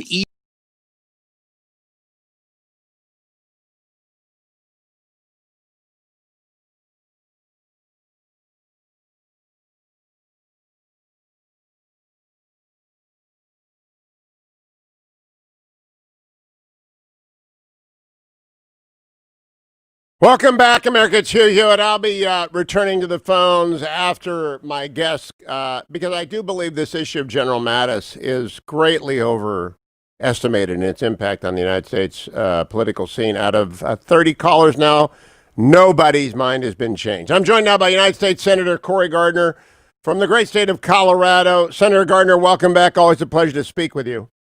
Good morning. Thank you so much for having me on. Would you give us an update on how the unrest impacted Denver and other areas in Colorado on the West Slope as well as the Denver side? You know, we've had some absolutely incredible moments of protesters' voices being raised, and rightfully so, to respond to the murder of George Floyd. I remember one very vividly story about a young woman in a parade, a march for justice in Denver. She was standing next to the chief of police in Denver, and her comment to the chief was, "I'm tired, chief." And I'm sure she's tired because of what's happened and the injustices that need to be addressed.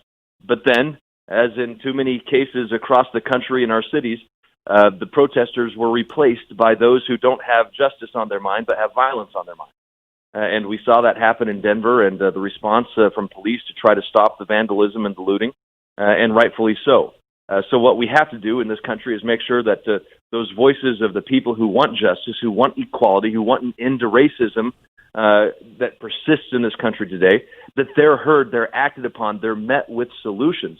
But the people who want to throw bricks through windows are met with jail. So, Senator Gardner, in terms of the people who got burned out, was it like Philadelphia, New York City, Washington, D.C., Walnut Grove? There was lots of damage done. They've done to high-end stores and to low-end stores. In Washington, D.C., H Street Northeast, which is a corridor that had not been booming until the last 5 years since the 68 riots, was burned again. Was the damage widespread in Denver? You know, it was very isolated to downtown, toward the Capitol area, Civic Center Park. You know, it was heartbreaking to see graffiti spray painted across our amazing capital, that icon of Colorado. It was heartbreaking to see vandalism and windows broken at a justice center that is named after Ralph Carr, a governor of Colorado who stood up against Franklin Roosevelt's order to detain Japanese Americans in internment camps during World War II. They vandalized that, and it's just, you know, we have to make sure that the people who want the attention taken off of George Floyd, now we don't let them win. Senator Cory Gardner, 11 other people, in addition to George Floyd, have been killed during these riots. 11 other people. I don't see that covered much. I don't think your colleagues across the aisle quite give any attention to the victims of this violence in the way that they rightfully have given attention to George Floyd. I mean, I was talking about George Floyd with Lindsey Graham last week. I don't think there's a dissenting voice in the country that isn't shocked, but I am shocked that people are not paying attention to the loss of life and the loss of lives, economic lives, business lives, that these agitators, insurrectionists, as Tom Cotton called them, have caused. Well, you can't equate sort of the actions that are taken by people who are demanding change with the actions of those who are trying to, burn buildings down and who are beating business owners who are simply trying to protect their lives' savings. Because they are the ones who are going to overshadow this. But you're right. I mean, I think there is a disconnect amongst many of sort of the elitists in government who aren't seeing that. But I guarantee you the people in places across the country are seeing it all too often. And that's why you see people who want an end to the violence, who want an end to the looting and the rioting. But we also have to not let that overshadow the actions we need to take. Now I want to switch to the other big three stories. The virus, the attempted coup is all I can call it, and General Mattis. First of all, the virus. Is Colorado reopened? Are you on a path? Your governor's been pretty aggressive, like Governor DeSantis in Florida, at urging that the economy get back to normal. What is the state? Yeah, I've worked closely with the governor. We've got different counties with different levels of opening. In fact, if you go to Grand Junction, Colorado, on the western slope, a county of about 170,000 people in population, they've had restaurants open since May 1st. And I went to a restaurant for the first time in like 3 months there last week, and I heard something I hadn't heard for a long time in this country. I heard joy. I heard people singing happy birthday. I heard people celebrating anniversaries. I heard voices raised in laughter. We're a social people, and that's why it's so important that we have this economy open. And for our economy's sake, we can't risk losing people through poverty and homelessness and food insecurity because they don't have an economy that provides them with jobs. That could be devastating to untold proportions, as far too many countries around the globe have experienced over our global history. So we need to get this economy open. Colorado is doing that. We have some places that have a little bit more strict conditions than others, but we got to get this economy going. We've done a good job of flattening the curve, stopping the spread. We have to continue that, and we have to make sure that we get people back to work. Now to Rod Rosenstein. It was riveting for me to see him admit he's a fine man. He just didn't have a clue what James Comey and Andrew McCabe were doing. And maybe others in the law enforcement community or the intelligence community, we don't know yet.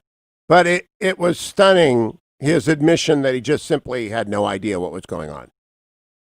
Well, I am very concerned. Anytime you use this sort of the process that we saw from the highest levels of government to use political, insert political and politics and political-driven decisions, intel, you name it, into this process to try to impeach the president. So the American people rightfully need to know what happened. And then finally, General Mattis, his comments have been widely covered. I've taken almost 30 phone calls because I'm of the opinion he didn't change a single mind about November. What did you think of the comments? What do you think of the impact of the comment? Well, I certainly think there's a personality conflict between the president and General Mattis. I have great respect for General Mattis. Look, I think what this country needs is the president, the governors, our mayors, our leaders, everyone to work together to stop this violence, to make sure that our streets, when it turns dark, people aren't afraid. And there are people who are saying that they've been afraid before this, after it turned dark. And we have to change that. But let's make sure that this rioting stops, and that's where we have to work together. So you are in a targeted state. You're in a race for re-election. Did any of your opponents step up and demand that the rioters stop and support the police in the way that they need support? You know, I haven't seen that from them. John Hickenlooper is on trial today for violating the state's ethics laws and constitution.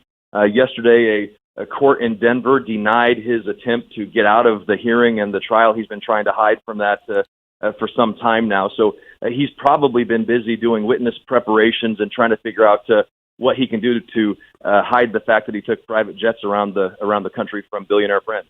I was unaware of this, literally unaware until you just mentioned that. It's just the way the media works, right, Senator Gardner? We don't hear about stuff like this. Yeah, it's and again, the fact that they brought in Mark Elias, Chuck Schumer is paying for John Hickenlooper's attorney. His other attorney is being paid for by the people of Colorado out of a post-9/11 economic recovery fund. It's going to be a wild race in Colorado. Cory Gardner, keep coming back. Good to talk to you, Senator, as always. Thank you for joining us on the Hugh Hewitt Show. Let me check the markets overseas today as we go to the andrewandtodd.com business story of the day. Andrew and Todd are with Sierra Pacific Mortgage. You can reach them at 888-888-1172, 888-888-1172.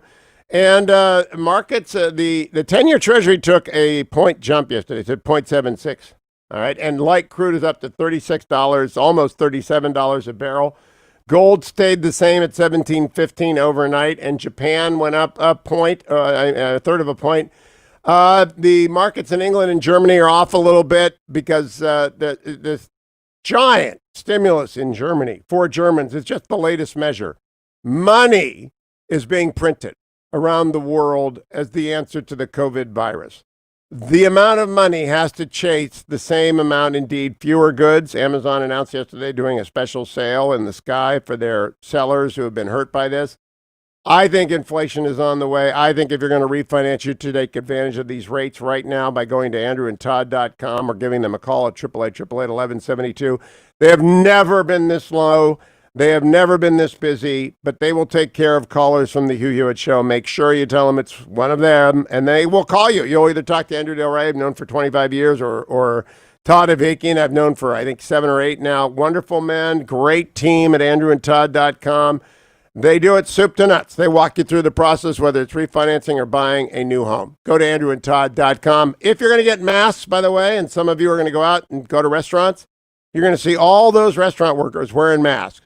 I hope they are getting them from givingmasks.com/Hugh, because givingmasks.com/Hugh is not only fast, the best price available. They also donate a high-end mask to a children's hospital for every order they receive from givingmasks.com/Hugh. So don't wait another day. You know you're going to need a supply for months. We're going back out. Everybody's going back out. But if you're serving the public or you're going into a store, you ought to have a mask on. Not about you. It's about making sure other people don't get whatever you've got, and you probably don't have anything. A lot of it is all symbolism, but a lot of it is about being a good citizen. Get your mask from givingmasks.com/Hugh, and mask is plural. Givingmasks.com/Hugh. Back to the phones. Did Jim Mattis change your mind? Salim in Delaware. Good morning, Salim. He sure didn't. As a matter of fact, I actually lost a little respect for him in the process. Well, I didn't lose any respect for him, but I certainly don't agree with him. But you were pro-Trump before, and you're still pro-Trump? That's right. And then yesterday, President Obama mentioned the 21st century policing task force and everybody adopting the policies. And in 2016, there was a Minneapolis article written that the police chief said that she's already adopted 90% of those. And so I just wondered if it was one awful cop and three who stood by doing a terrible thing. And I know the chief is responsible, and it's a command environment, and I think the chief probably should be fired. But Salim, you're right. The 2016 stuff have been out there for a long time. Tom, St. Petersburg, Florida. Tom, did your mind change because of the general's comments? No, it didn't. I'm a Marine, Vietnam era, enlisted man. I'm for Trump. Thank you, Tom. Chris, also in Florida, 1-800-520-1234. Chris, did your mind change?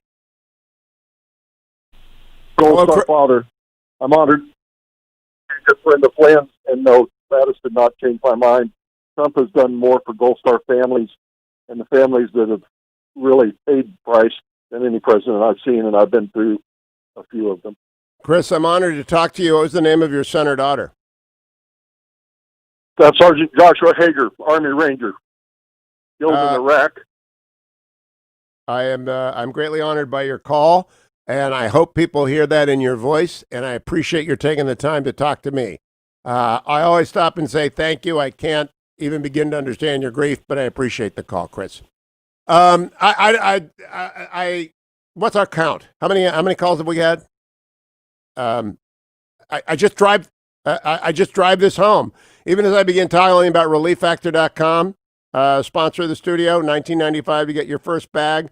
Temporary support for the aches and pains that trouble you from exercise or aging or even commuting, and we're all going back to work.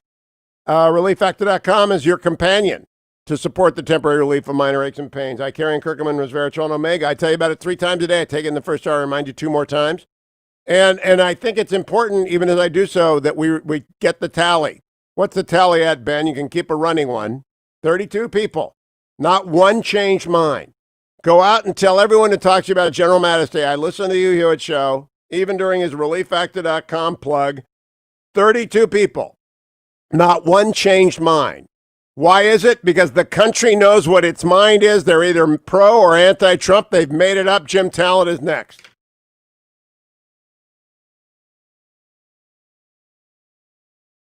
We know this is only temporary. We know it can't go on like this forever.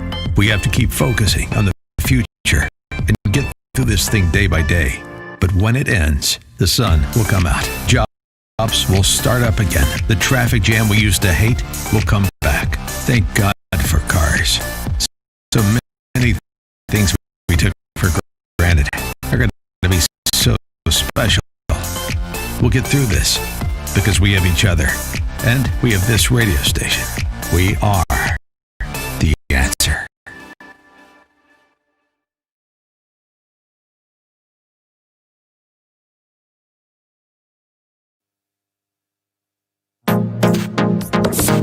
Trending now on the Dennis Prager Show. But to the extent that I represent literally thousands of physicians around the country, and their voices are not being heard, a rational voice a different voice than the mainstream narrative, then I'm happy to do so. What is your message? My message is really this. I think we've overreacted in a big way. We are harming people like we've never seen happen before with the shutdown of the economy.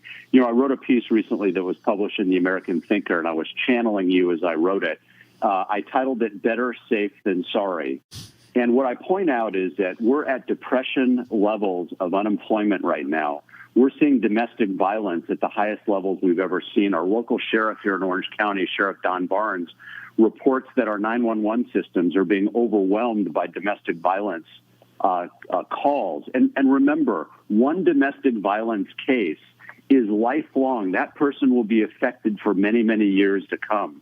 The World Health Organization has estimated that we're going to see up to 30 million children die as a result of poverty. Make that the World Vision Organization, published in the LA Times recently.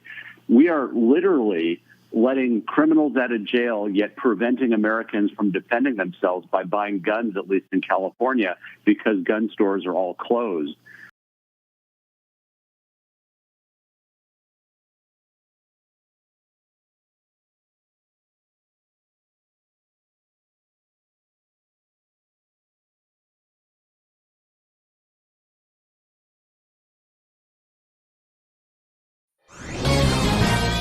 This is Owen Strand for townhall.com. The recent suffocated Floyd had numerous citations for bad conduct. Unfortunately, police unions make it very hard to remove bad cops. Protests were held, but then depraved rioting, looting, and destruction unfolded. In the midst of this lawlessness, the group that calls itself Antifa has wreaked havoc. Antifa is evil, a movement of nihilism cloaked in the tones of liberation. Thankfully, President Trump labeled Antifa a domestic terrorist group, one of the more important domestic decisions thus far of his presidency. Attorney General William Barr publicly reinforced this stance. In riled times, we seek freedom, peace, and safety, and we seek justice. Justice in Floyd's case, and justice to end Antifa's reign of terror. I'm Owen Strand. The Pepperdine School of Public Policy, America's unique graduate program for leaders. Learn more.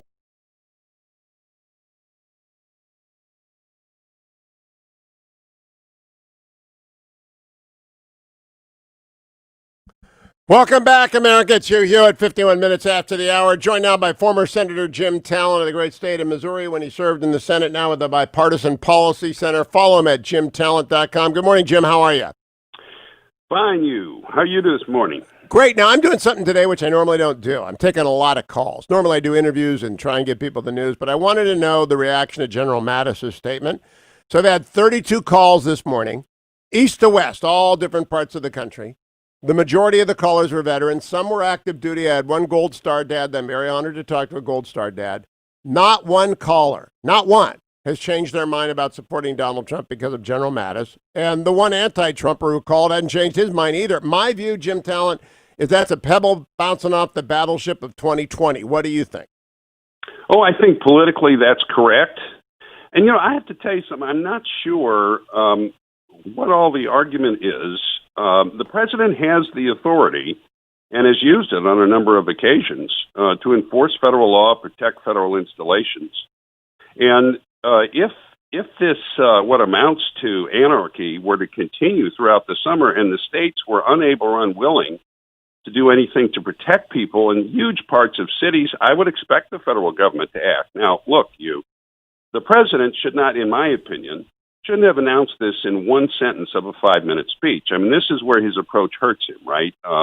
This is the kind of thing you get an administration position on, you announce it, you explain it, et cetera. But I don't think it's all that remarkable a proposition that federal authority can be used under proper circumstances when you have this kind of widespread, basically rebellion against the law. Now, we've had 2 nights of peace, relative peace. I believe that is because of the president's statement in his walk to Lafayette Park and the call with the governors, which was basically reading them the riot act, proverbially, saying you can't allow this to go on. This will not get better until you crack down. And crackdowns happen. I think the consequence is order. Yeah, look, it was time for somebody to make the point that the laws were going to be enforced. I mean, a lot has happened. I think the reason a lot of Americans, I am anyway, are a little disoriented is what's happened in the last 3 months. that you never thought would happen. I mean, basically the economy was not entirely shut down, but huge parts of it were shut down. Now, I understand the reason for that, at least initially. And now we've had this kind of widespread anarchy, which is supported by nationally funded sort of anarcho-revolutionaries, right? I mean, these groups are active in this. And the response, I thought, was very anemic in a lot of states. I mean, we've had riots before, but I mean, they send in the National Guard, so this has been pretty disorienting. And I think it was time for the president to say, you can't just allow this to continue in large parts of American cities. So why do you think General Mattis, I know him a little bit, I've interviewed him, I have great admiration for him, I still think everyone ought to read Call Sign Chaos. My theory is that people who spend their careers in the military have no idea what's going on in politics because they accept orders and execute them. They give orders and expect them to be executed. That's not politics, Jim Talent. You know, you got to ask Jim Mattis. Maybe he'll come on, and you can ask him. He's been on before, and I will absolutely. Yeah, I really don't want to speak for him now. You know, I don't know the differences that he had with Trump. I don't think he's explained in great depth his views either. I mean, he's done it a little bit. It would be nice if people on both sides of this took the time to actually explain the positions that they're taking. I think the shallow nature of communications today leads to a lot of misunderstanding. But no, I'd love to see what he has to say. Get him on. Oh, I'm going to try and do that. Anybody can, you can. I think he'll come back. He'll know it'll be respectful. I tell everyone to read Call Sign Chaos, best memoir by a general since Grant. Jim Talent, great to talk to you. Thank you. I want to get one more call in this hour. James from Houston, Texas, because I haven't heard from a Houston yet. Hey, James, has your mind changed? No, Hugh, I'm still for Trump. I just think that the general's Trump derangement syndrome has mutated into Trump derangement virus, as has the whole country. Thank you, friend. John in Arizona. I haven't heard from anyone in Arizona yet this morning. John, has your opinion changed? Yeah, good morning, Hugh. No, it hasn't. But tell me, did the general say that he felt that the president had become a threat to the Constitution?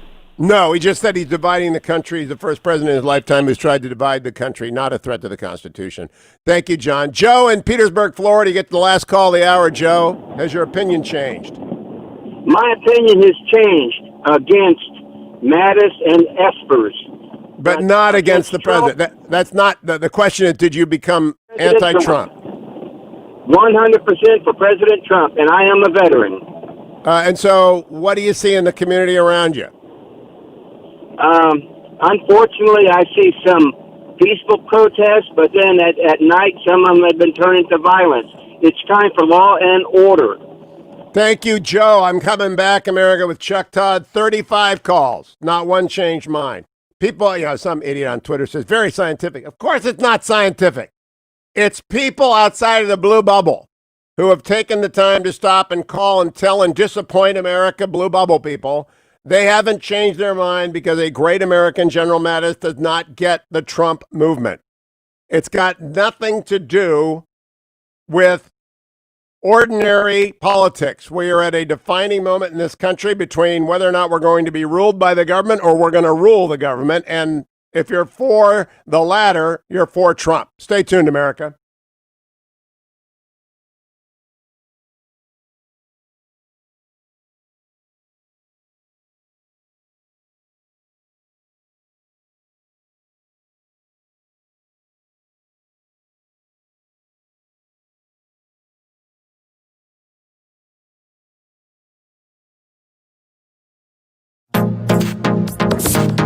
Trending now on America First with Sebastian Gorka. Jim, California, line one. Thank you. Gorka, how are you? I am agitated, but welcome. You know, LeBron James did a great job of This Is Why. I mean, that's Madison Avenue, top-notch stuff. Imagine if the photos were inverted, though. Kaepernick kneeling, doing his take a knee thing is why we're doing it now in front of everybody to put them in their place, and this is from the Pentagon on down. Now, you're kind of losing me here. Why are you calling up today, Jim, to talk about Kaepernick?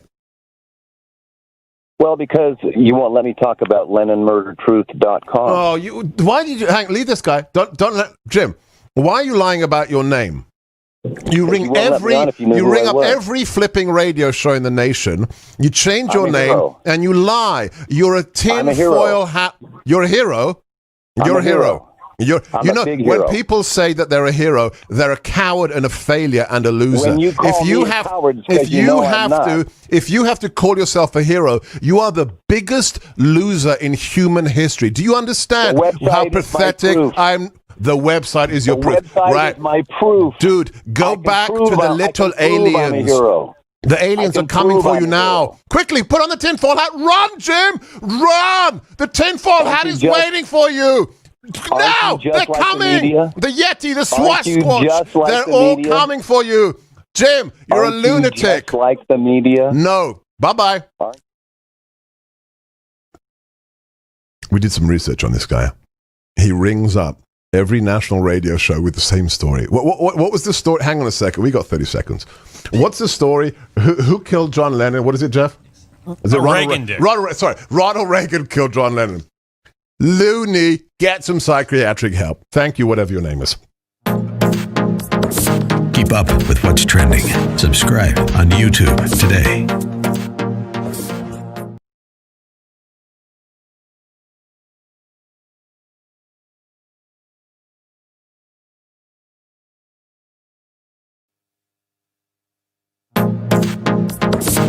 Trending now on the Dennis Prager Show. But to the extent that I represent literally thousands of physicians around the country, and their voices are not being heard, a rational voice, a different voice than the mainstream narrative, then I'm happy to do so. What is your message? My message is really this. I think we've overreacted in a big way. We are harming people like we've never seen happen before with the shutdown of the economy. You know, I wrote a piece recently that was published in the American Thinker, and I was channeling you as I wrote it. I titled it Better Safe Than Sorry. And what I point out is that we're at depression levels of unemployment right now. We're seeing domestic violence at the highest levels we've ever seen. Our local sheriff here in Orange County, Sheriff Don Barnes, reports that our 911 systems are being overwhelmed by domestic violence calls. And remember, one domestic violence case is lifelong. That person will be affected for many, many years to come. The World Health Organization has estimated that we're going to see up to 30 million children die as a result of poverty. Make that the World Vision Organization, published in the LA Times recently. We are literally letting criminals out of jail, yet preventing Americans from defending themselves by buying guns, at least in California, because gun stores are all closed.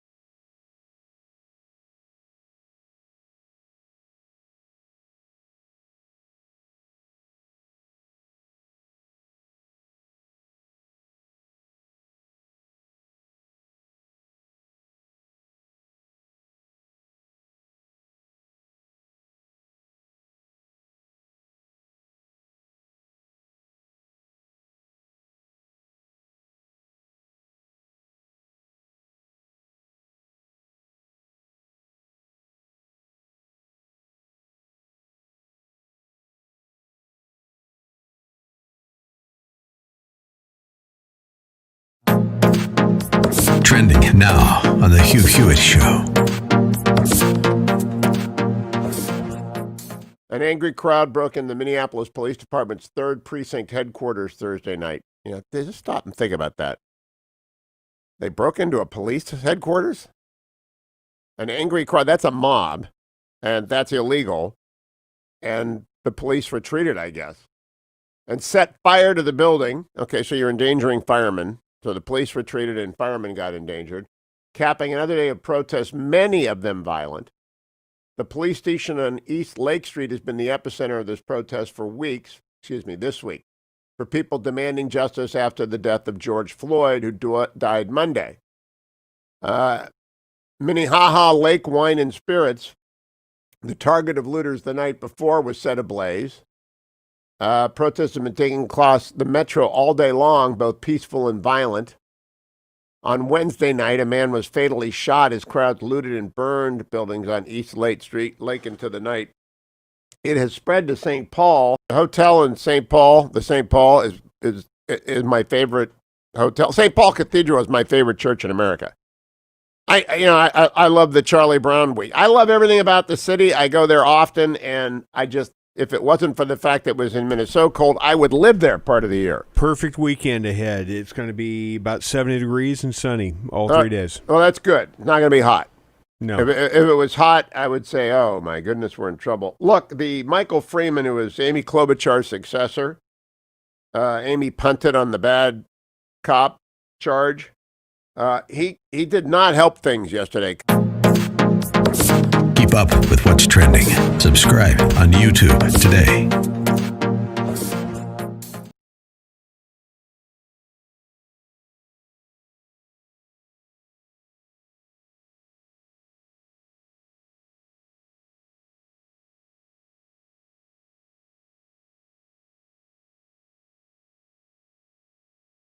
Welcome back, America. It's Hugh Hewitt. Morning glory to you all. The bottom of the hour, the Reverend Dr. Mark Whitlock, senior pastor of Reid Temple AME, which is probably the largest AME congregation in the United States, joins me. He's been my friend since the LA riots, actually, and he's here to give us the perspective of an African-American community leader. But right now I'm joined by Chuck Todd, host of Meet the Press. Of course, if it's Sunday, it's Meet the Press. Good morning, Chuck. How are you? I'm all right, Hugh. How are you? Good. I have done an experiment this morning. Whenever there's a big headline like General Mattis slamming President Trump, I just open the phones. I let people tell me if they've changed their mind. 35 calls, not one mind changed about Trump. Majority veterans, one Gold Star dad, no minds changed. Does that surprise you? No, I mean, I think I think people are, in some ways, those that are politically active new information isn't going to necessarily change their political opinion. I think where Mattis has an impact is on the folks that aren't tuning into you or me every day, right? That's the impact that his words could have, and that's what to watch for, I think, going forward. Now, I personally believe Trump is behind at this point, if I look at the Electoral College map, but I actually don't believe General Mattis is I love the guy, by the way. He's been on my show. He's been my guest at the Nixon Foundation. I have the highest level of admiration for the general. I think Call Sign Chaos is one of the best military memoirs I've ever read. I think it bounces off politics of the day like a pebble off of a battleship. I mean, people are so dug in on what they believe is up or down in this country that there's no change in it. You're probably right. I'm not going to sit here. I mean, I think the evidence shows. I mean, I remember we have a new NBC Wall Street Journal poll coming out in the next couple of days. And I could tell you, I remember in our last poll, we sat there and remarked of all the things that had taken place. And what we did a 1 year.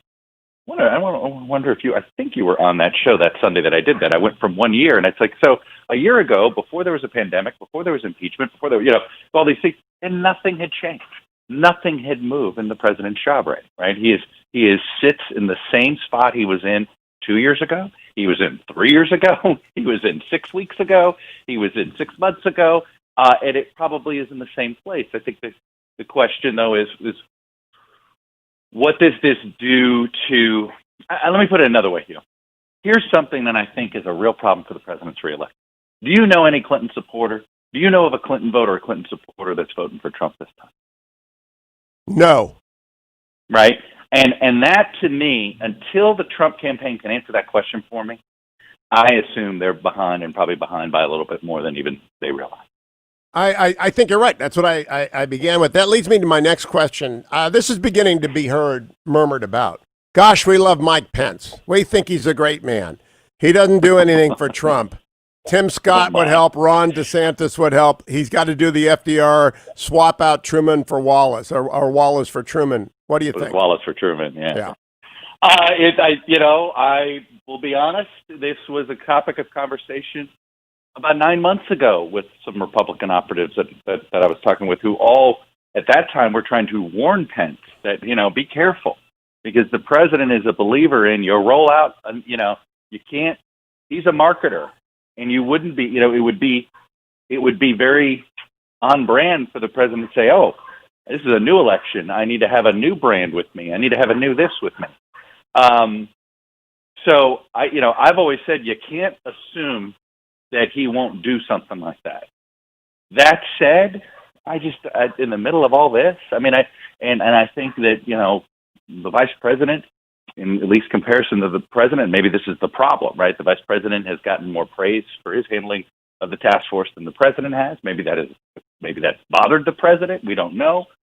But I don't know. Let me tell you this with running mates. I had this conversation with Peter Hart. You'll love this, Hugh. The greatest running mate contrast in American history in our lifetime, arguably, was 1988. If running mates mattered, then wouldn't Michael Dukakis have at least carried more than 8 states?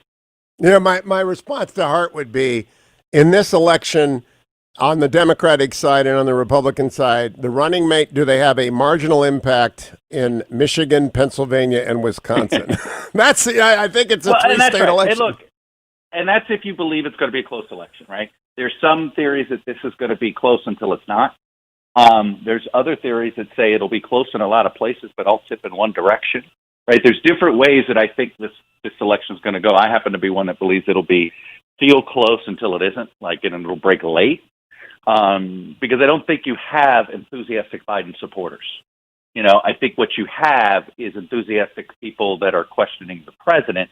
And if they all decide, all right, that's it, I'm done, I'm out on this, then they go over to Biden. It isn't, that's why I think if Biden wins, it happens late.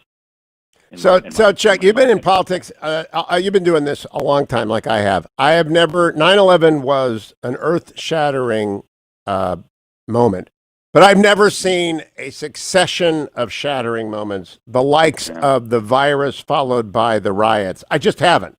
This has to have an impact on America. I go back to Peggy Noonan's 2016, Trump and the Rise of the Unprotected, the most significant essay I've read in 10 years.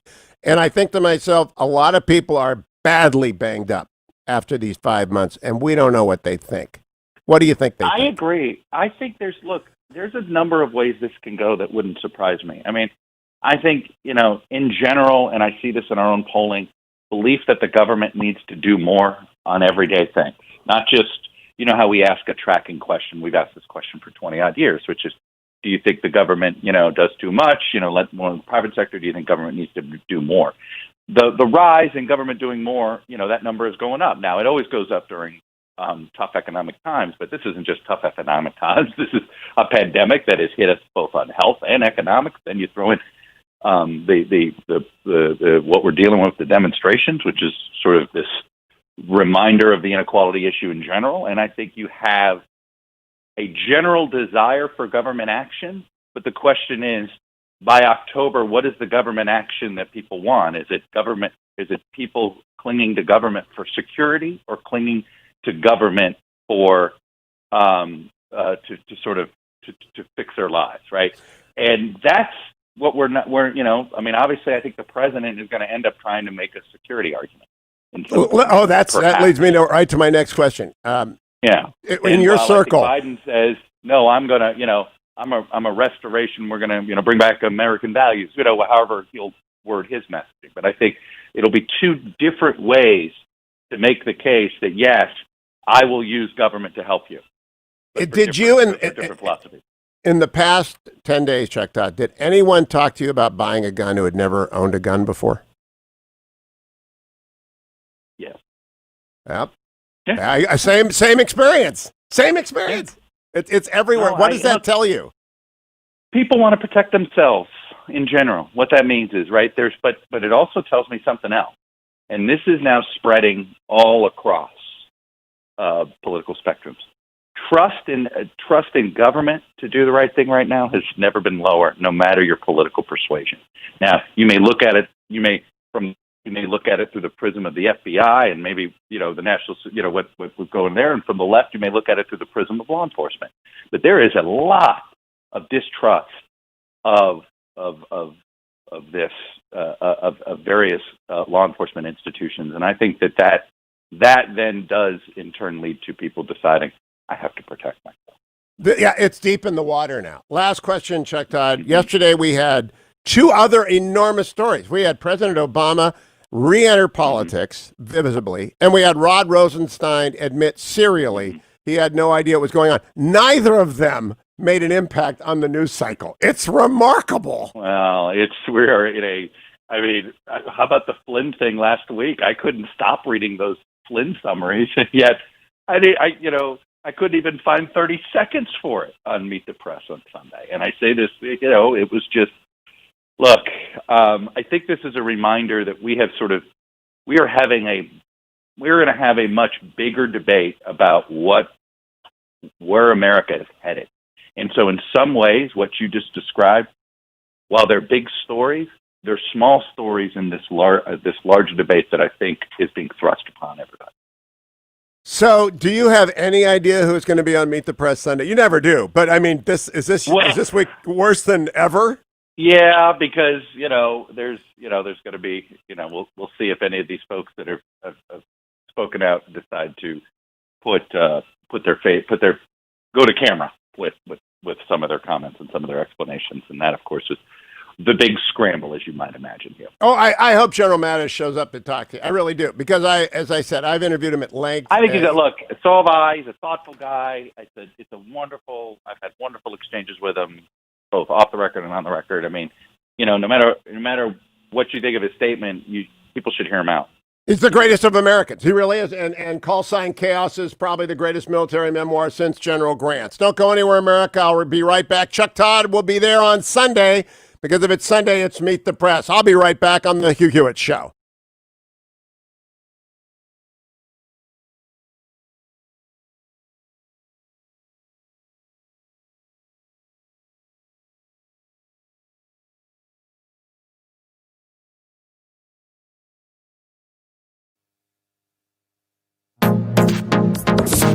Trending now on the Eric Metaxas Show. Hey, folks, I'm talking to Ken Starr. It's the Eric Metaxas Show. I'm holding in my hand his latest book. It's called Contempt. How would you answer someone who says what you did with Clinton is just about the same thing that Mueller et al. Did with Trump? What is the difference in your mind of your investigation and his? The end product was we found absolute ironclad crimes. 14 different people were convicted in the Whitewater investigation, and for very substantive offenses. A number of the prosecutions, I don't say this critically, but it's a difference, in the Mueller investigation were convicted of so-called process crimes. Think of General Flynn, right? That, of course, is now being revisited. We will see what happens. I'm making no predictions about that.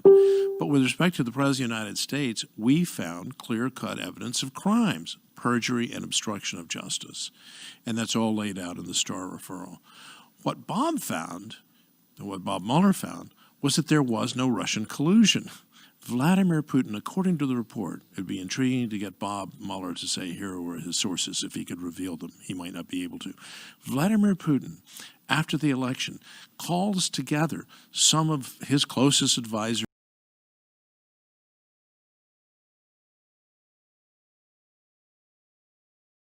This coming November, you'll have a chance to make a difference. If you vote, you can save this country from the crazies on the left. You know, the ones that want to ruin the economy, turn America into a socialist utopia. Like that'll ever work. But it all starts with one simple act. Make sure you're registered to vote. If you aren't, you're part of the problem. If you vote and you make smart decisions, you'll do more than just make a difference. You'll save the country. We are The Answer. Trending now on the Hugh Hewitt Show. Now, I have a series of questions. I just would like to know, yes, no, I don't know, as to whether or not you will be calling as a witness to the Judiciary Committee the following people. Will you be subpoenaing James Comey? Yes. Andrew McCabe? Yes. John Brennan? Yes. James Clapper? Yes. Susan Rice? Don't know. Have you had a chance yet to read then acting Attorney General Sally Yates' statement to the special counsel, which was included as Exhibit 4 in the motion to dismiss the Flynn case? Not all of it. There are 53 of them. We're going through them right now. It is shocking, and I go back to being in the Department of Justice in 83, 84, 85. It is shocking that she did not know that the FBI was going to interview Attorney General Flynn. Clapper, right, I agree. Clapper and Yates were called about 3 years ago before my subcommittee when the whole Flynn thing got out in the public, when the Washington Post indicated Flynn was talking to the Russian ambassador. Number one, Flynn's the incoming national security advisor. He has every right to be talking to the Russian ambassador. Why are we surveilling the incoming administration by the outgoing administration? But we called Clapper and Yates before the committee. I want to recall them both and ask them about the Harlot's report. Ask them, if you knew then what you know now, would you have a different view of this whole investigation? I'm starting with Rosenstein next Wednesday. He signed the last warrant application. I want to ask him, if you knew then what you know now, if you knew.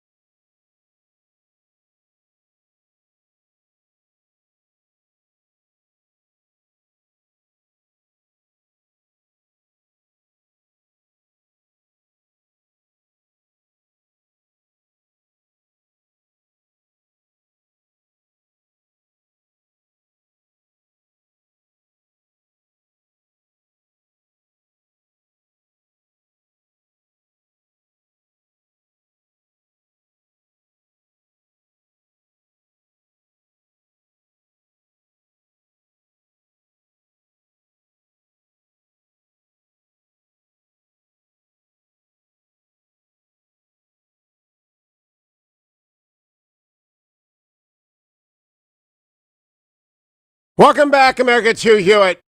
I hope you will be here in the next segment. Reverend Dr. Mark Whitlock, who pastors the largest AME congregation, I think, in the United States, and a longtime friend of mine who I first met during the LA riots of 1992 in the basement of First AME, then the aide to the remarkable Cecil Murray, joins me, as he has many times over the years, when I really want the perspective of African-American leadership, and Mark is definitely that, about what they see and hear about the last 2 weeks. So I want you to listen to that. Also want you to know that the markets are just saying, what uprising, what riots, what virus.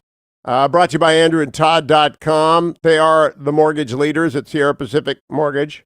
Call them at 888-888-1172. If you need to buy a home or refinance your home, if you need a reverse mortgage because you're a senior and you're struggling to make bills and you're sitting on a pile of equity in your house which you can't tap, a reverse mortgage means no more mortgage payments ever, a lump sum of cash, and security. You still have to pay your taxes. You still have to pay your homeowners association fees, but you can get tens of thousands, even hundreds of thousands of dollars out of your house in a reverse mortgage. It's not that complicated, but it does require that you have a high degree of trust in who you work with. And I don't think you can trust any people more than Andrew Del Rey and Todd Avakian. They will not let you make a bad choice. They are just the best people in this business. And there are a lot of really great people in the business, and there are a lot of people you do not want to come across. When you're trying to find a loan for your home or refinance, you can trust Andrew Del Rey and Todd Avakian. Find them at AndrewandTodd.com or 888-888-1172. This morning abroad, England and Germany are in the green, and Japan was in the green overnight. I have no idea what the market will do, but Look, there is so much stimulus. The lead story of the day in the business community is that Germany is spending $160 billion. Now, we spend trillions in the United States, but Germany alone spending $160 billion additional stimulus? Oh, my gosh, is there going to be inflation? And that's why stocks keep going up and up and up. I don't know where they're going to go today, whether they're going to rise and rise and rise. But I will tell you that yesterday, the Dow was up another 527 points. The NASDAQ was up 74 and the S&P was up 42. The Dow is back to 26,269. I think it's down 3% since the virus arrived. So strong is the Trump economy. So strong. But you are going to need masks, which is why I've been telling you to go to givingmasks.com, givingmasks.com/Hugh. I mean, you can go to givingmasks.com and not put the /Hugh, but that means my children's hospital won't get an additional mask. Every order from givingmasks.com gets you not only the mask you need to go out, go to dinner, go have a social event, it also results in the donation of a very high-end and often expensive mask to a children's hospital if you use that /Hugh. Givingmasks.com/Hugh. 1-800-520-1234. Open up the phones, Ben. I want a couple more calls on whether or not General Mattis changed your mind. And I don't want you to be at all confused. His statement said that Donald Trump is the first president in my lifetime who does not try to unite the American people, does not even pretend to try.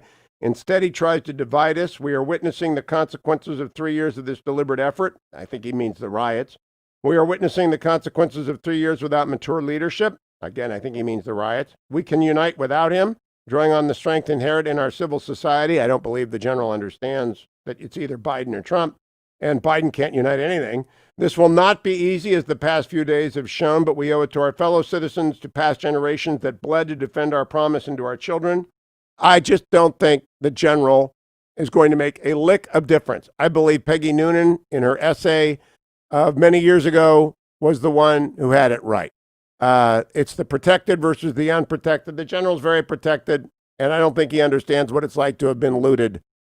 Joe in Marina Del Rey, you get a call in, Joe. Has General Mattis changed your mind?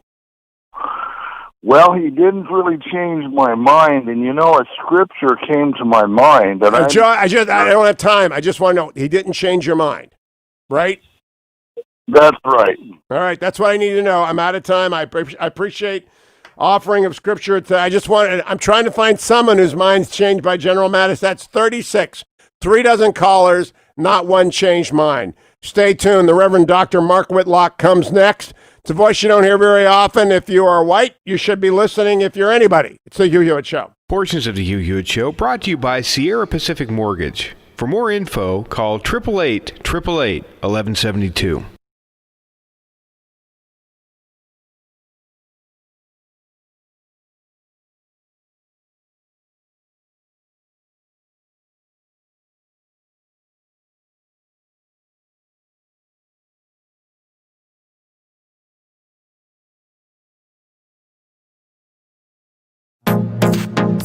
Trending now on the Hugh Hewitt Show.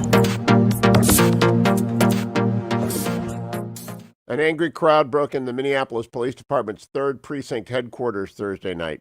Just stop and think about that. They broke into a police headquarters? An angry crowd, that's a mob, and that's illegal.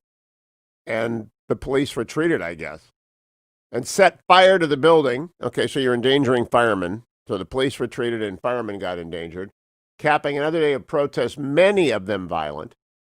The police station on East Lake Street has been the epicenter of this protest for this week, for people demanding justice after the death of George Floyd, who died Monday.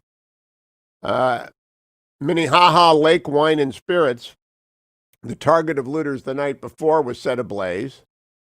Protests have been taking across the metro all day long, both peaceful and violent. On Wednesday night, a man was fatally shot as crowds looted and burned buildings on East Lake Street late into the night. It has spread to St. Paul, and I do know Minneapolis pretty well. I am a veteran of rolling around. The hotel in St. Paul, the St. Paul is my favorite hotel. St. Paul Cathedral is my favorite church in America.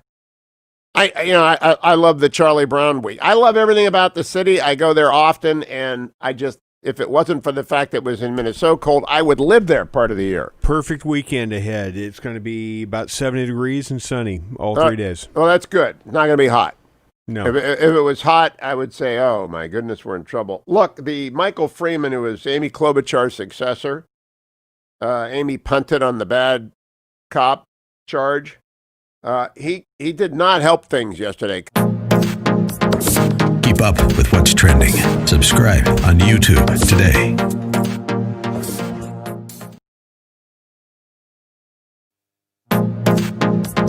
Trending now on the Mike Gallagher Show. This is clearly the World Health Organization's position that healthy people don't need to wear a mask.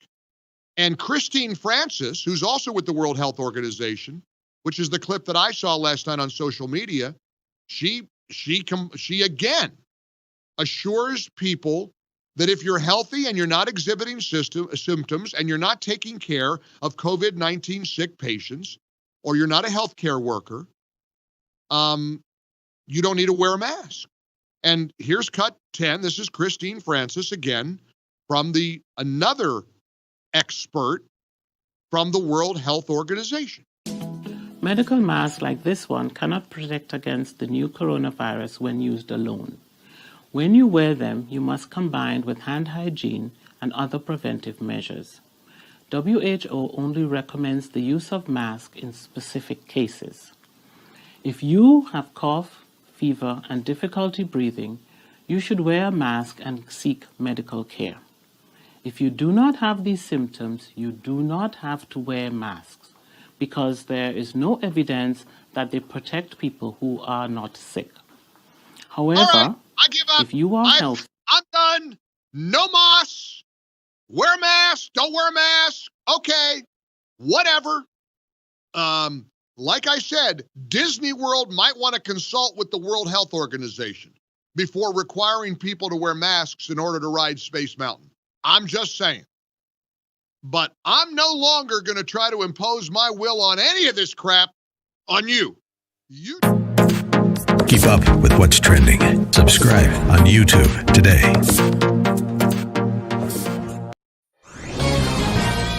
This is Owen Strand for townhall.com. The recent events across America have reminded citizens that freedom, peace, and safety are fragile things. The death of George Floyd in Minnesota calls for justice through our system of due process. The officer who suffocated Floyd had numerous citations for bad conduct. Unfortunately, police unions make it very hard to remove bad cops. Following Floyd's death, peaceful protests were held, but then depraved rioting, looting, and destruction unfolded. In the midst of this lawlessness, the group that calls itself Antifa has wreaked havoc. Antifa is evil, a movement of nihilism cloaked in the tones of liberation. Thankfully, President Trump labeled Antifa a domestic terrorist group, one of the more important domestic decisions thus far of his presidency. Attorney General William Barr publicly reinforced this stance. In riled times, we seek freedom, peace, and safety, and we seek justice. Justice in Floyd's case, and justice to end Antifa's reign of terror. I'm Owen Strand. The Pepperdine School of Public Policy, America's unique graduate program for leaders. Learn more at publicpolicy.pepperdine.edu.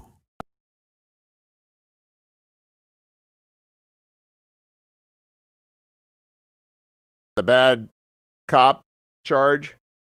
He did not help things yesterday. Keep up with what's trending. Subscribe on YouTube today.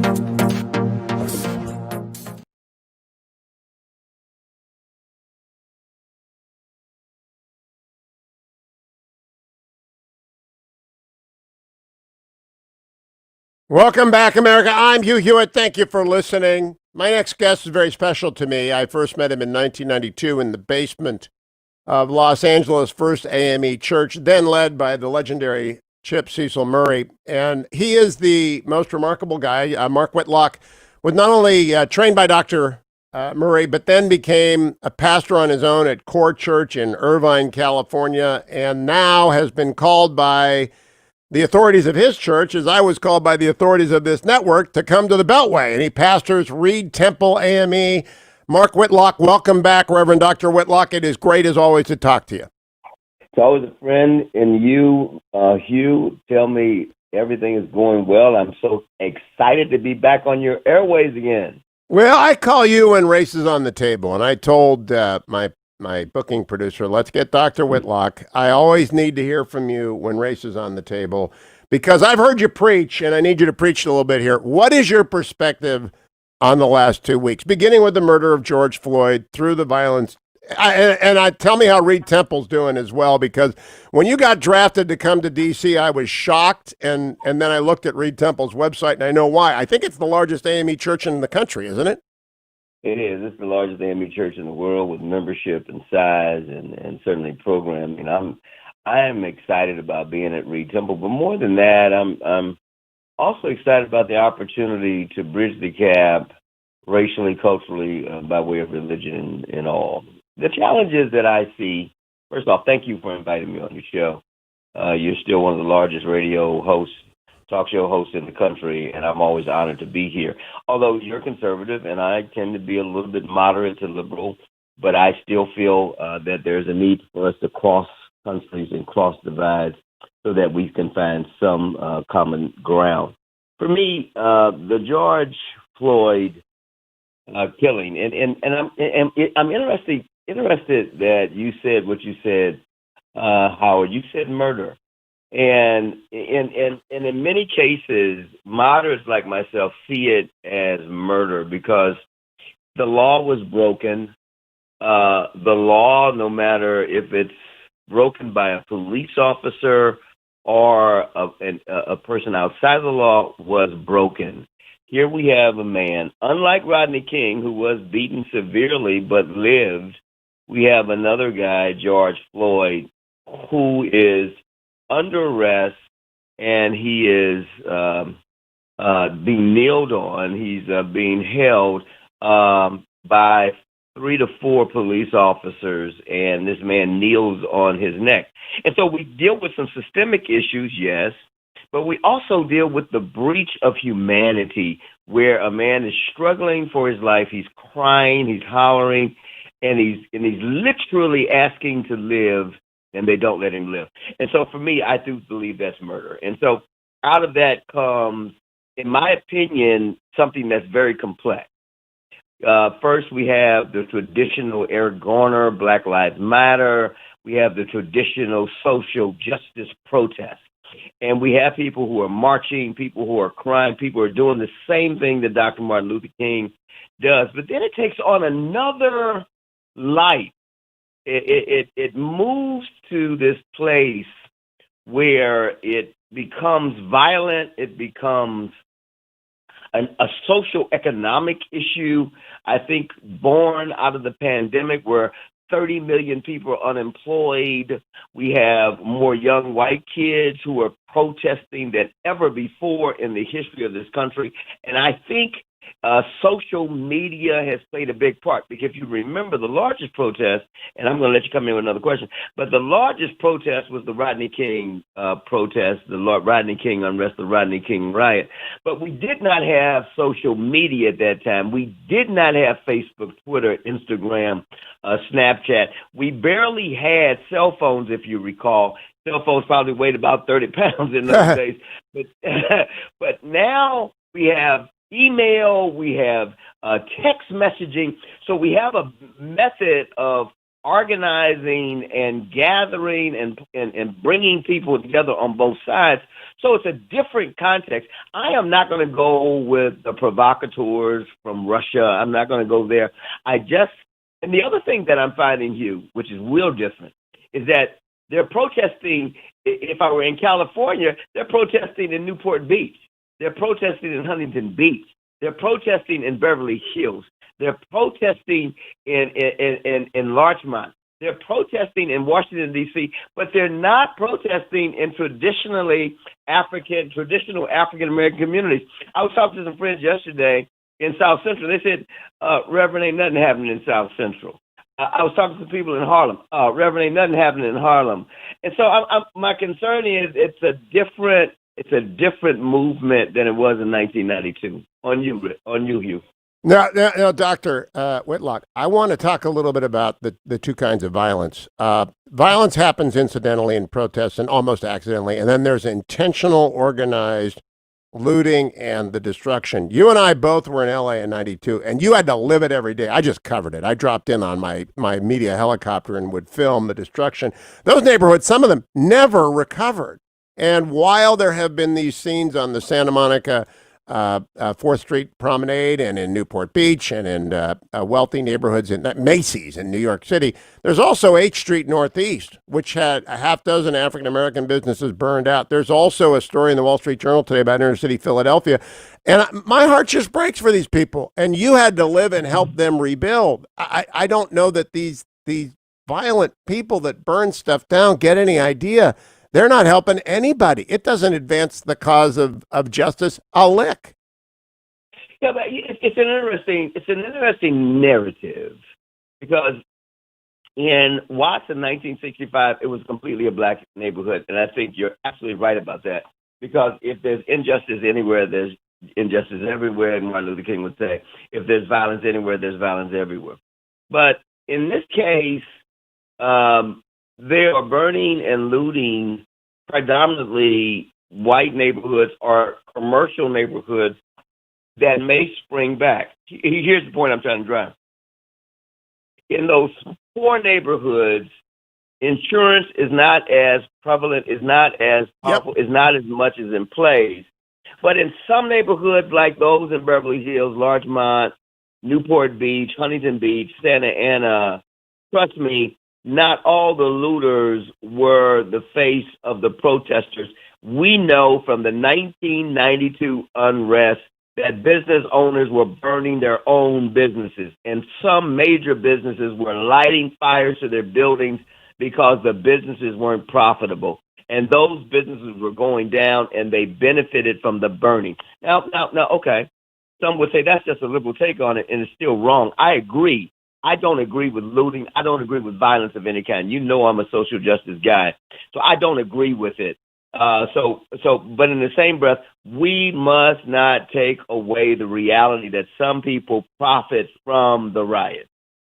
Agreed. Now, what I really want you to do, Mark Whitlock, is my audience is overwhelmingly white, not exclusively. It's also younger than most talk shows. It's very affluent. It's very highly educated. 70% of the people you're talking to on 300-plus affiliates across the country right now own their home.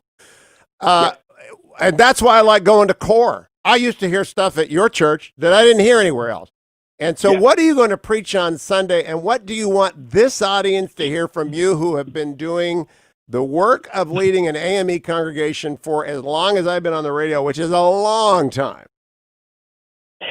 By the way, in most black churches, the audience that is in the church tends not to be the low to moderate income community.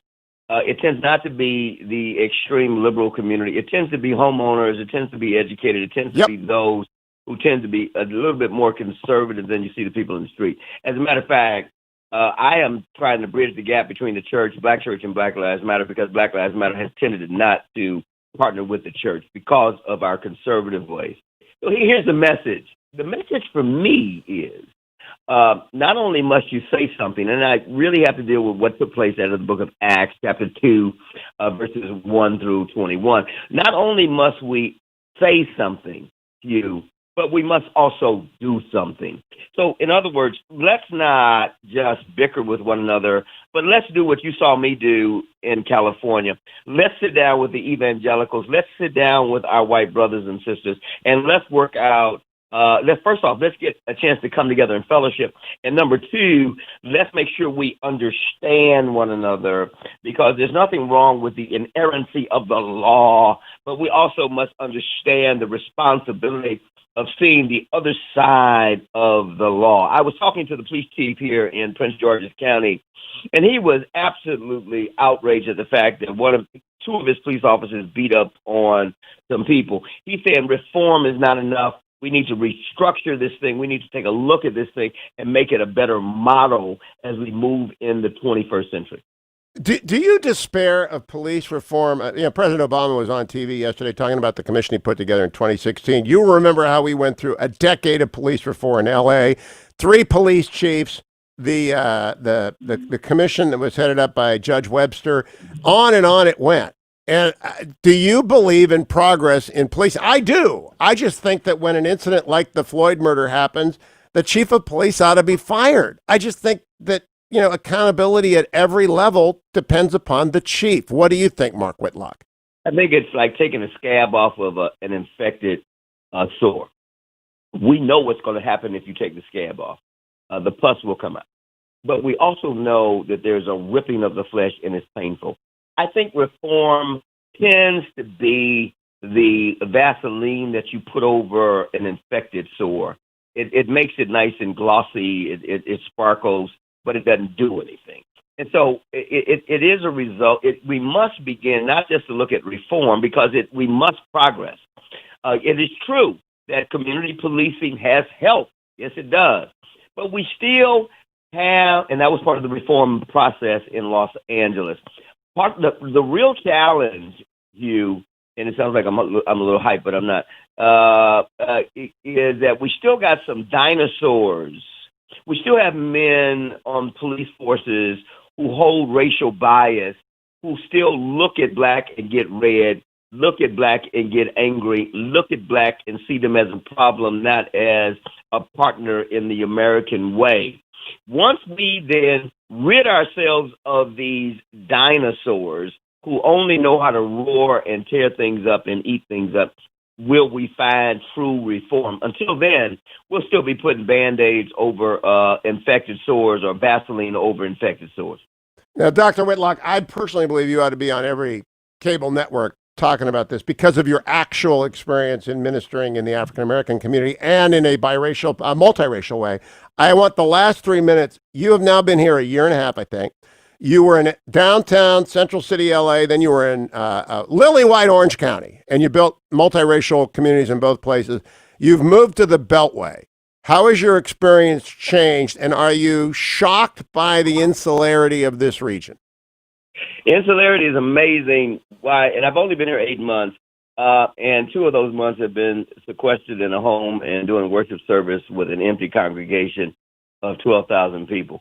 A building that can hold 139,000 square feet of building with its own school with 300 students and 5 different corporations, and we're completing a $72 million housing operation. It's going to be exciting. We're going to open up in November. The Reid Temple, for me, is a wonderful opportunity for us to bridge the gap. Why? Because much like I was surprised with Minneapolis. I've been in Minneapolis. You've been there in Minnesota. Unemployment rate less than 3%. Yep. Poverty rate less than 20%. So you would not expect something like what took place in Minneapolis to take place. In fact, that's the closest thing to utopia that we have in one so crazy cold. So I love Minneapolis and the AME churches there. What I've learned is no matter where, and there is no problems here in Prince George's County because it's one of the richest counties black counties in the United States, yet there are health disparities, economic disparities, racial injustice. There's this challenge of the lack and the fear of crossing over and understanding what's in the minds of my white brothers and sisters. I'll continue to say this, Hugh, as I go off the air. Heaven is fully integrated. We will come together. I prefer us come together in the living plane on the earth versus meeting one another when we're in heaven. Last question. When does Reid Temple get to reopen its doors, Reverend Dr. Mark Whitlock? It's amazing. I think when God says so. African Americans, I really do when God says so. I do believe that African Americans are dying at a higher rate. So we must be concerned of dying at a higher rate from the pandemic. Yes, dying at a higher rate. Well, so as a result, we must not rush into the building. Church is not the building. Church is the heart. It is the mind. It is within. If we don't operate from that position, then we can go back in the buildings and die, but let's stay alive by worshiping one another. I love what this text says. We have to love the Lord thy God with all our heart, thy soul, and our mind, and we have to love our neighbor as we love ourselves. It doesn't say anything about a building. Mark, it is great to talk to you. Please give my regards to the Reverend Dr. Mia Whitlock as well. And I will see you in your church when we are all out of sequester and quarantine. Because although it's like 4 times as long as a Catholic Mass, you get the best preaching in America. Not anymore. The service is now 45 minutes. Please ask your followers to follow me on Facebook and reidtemple.ame and at Mark Whitlock Jr. It would be great. I love you, Hugh. Thank you for writing books about Cecil Murray and First AME Church. Look forward to joining you in the future. I will see you soon. Thank you, Mark Whitlock.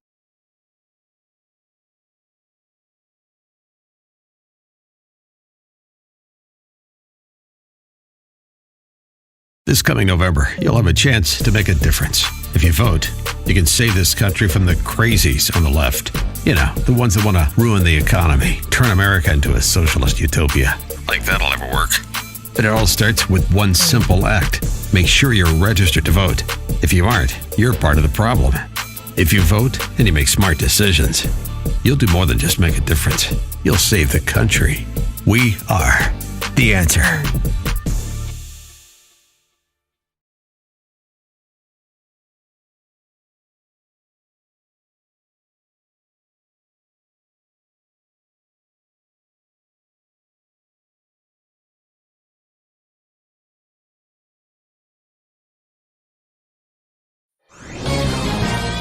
This is Owen Strand for townhall.com. The recent events across America have reminded citizens that freedom, peace, and safety are fragile things. The death of George Floyd in Minnesota calls for justice through our system of due process.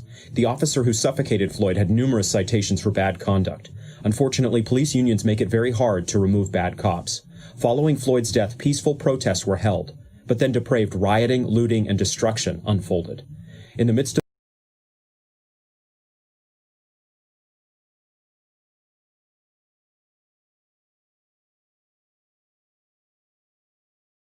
Welcome back, America. It's Hugh Hewitt. Here's the conclusion of my conversation with the Reverend Dr. Mark Whitlock of Reid Temple, AME in Maryland. Now, Dr. Whitlock, I personally believe you ought to be on every cable network talking about this because of your actual experience in ministering in the African-American community and in a biracial, multiracial way.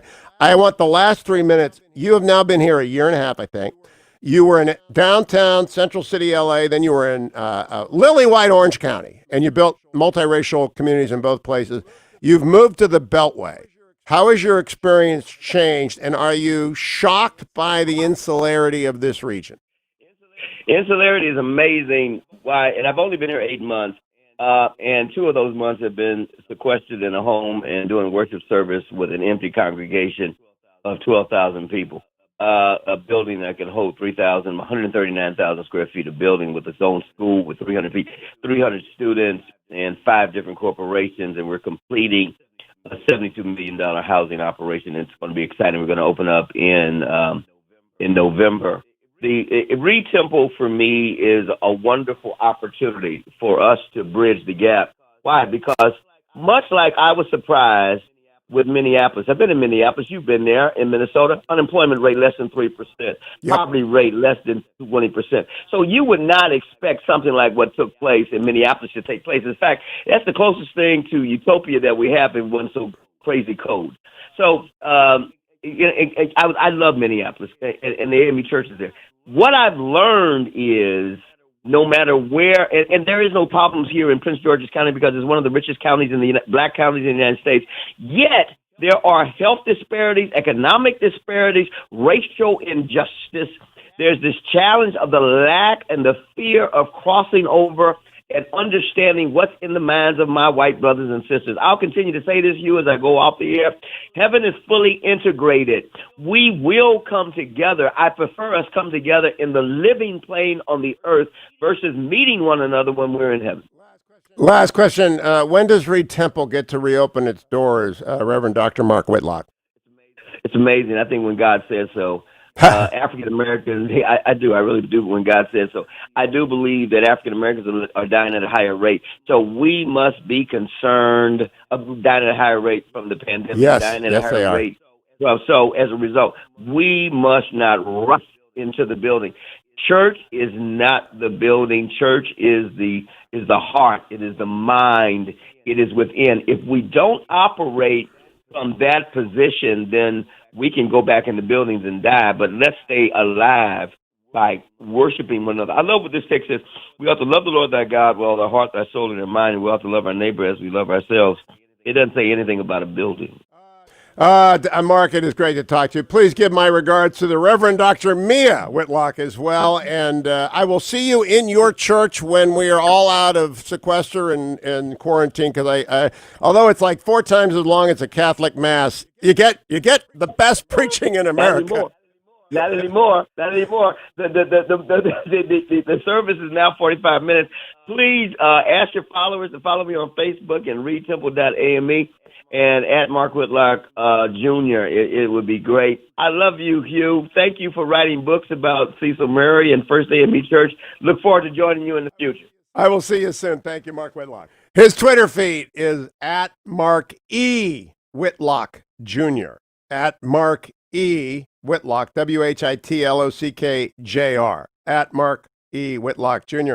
I know he's only got like 3,000 followers. One of the most influential African Americans in America, and he's largely unknown in my world of media because he does his work in the world of faith.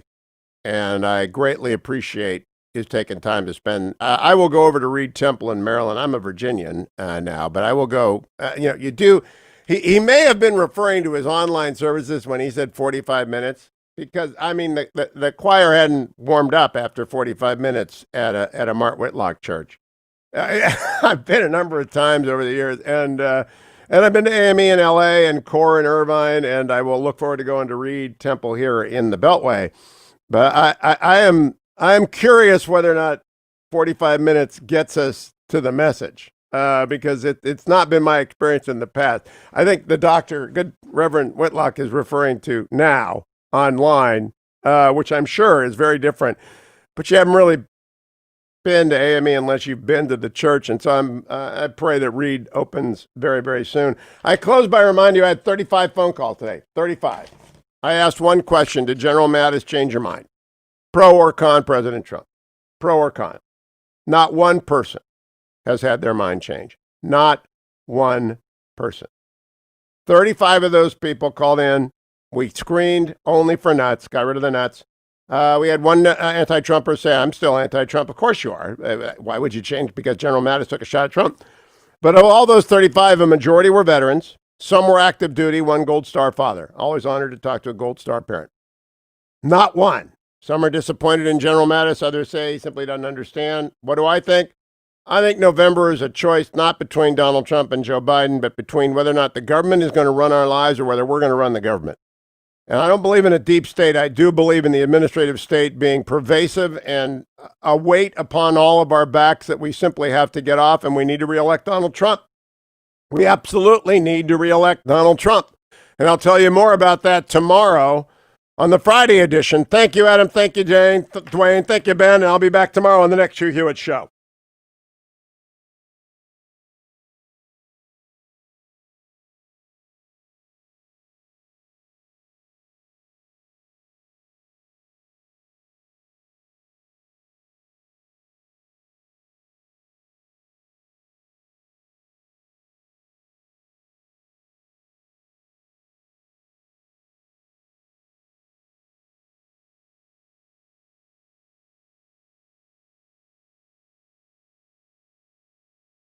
By Tarzana Joe, Poet Laureate of the Hugh Hewitt Show. Hello, Joe. Hello, Hugh. You know, I was born in New York City. I now live in Los Angeles. And something about the mayors of those two great cities moved me to write this poem. Also,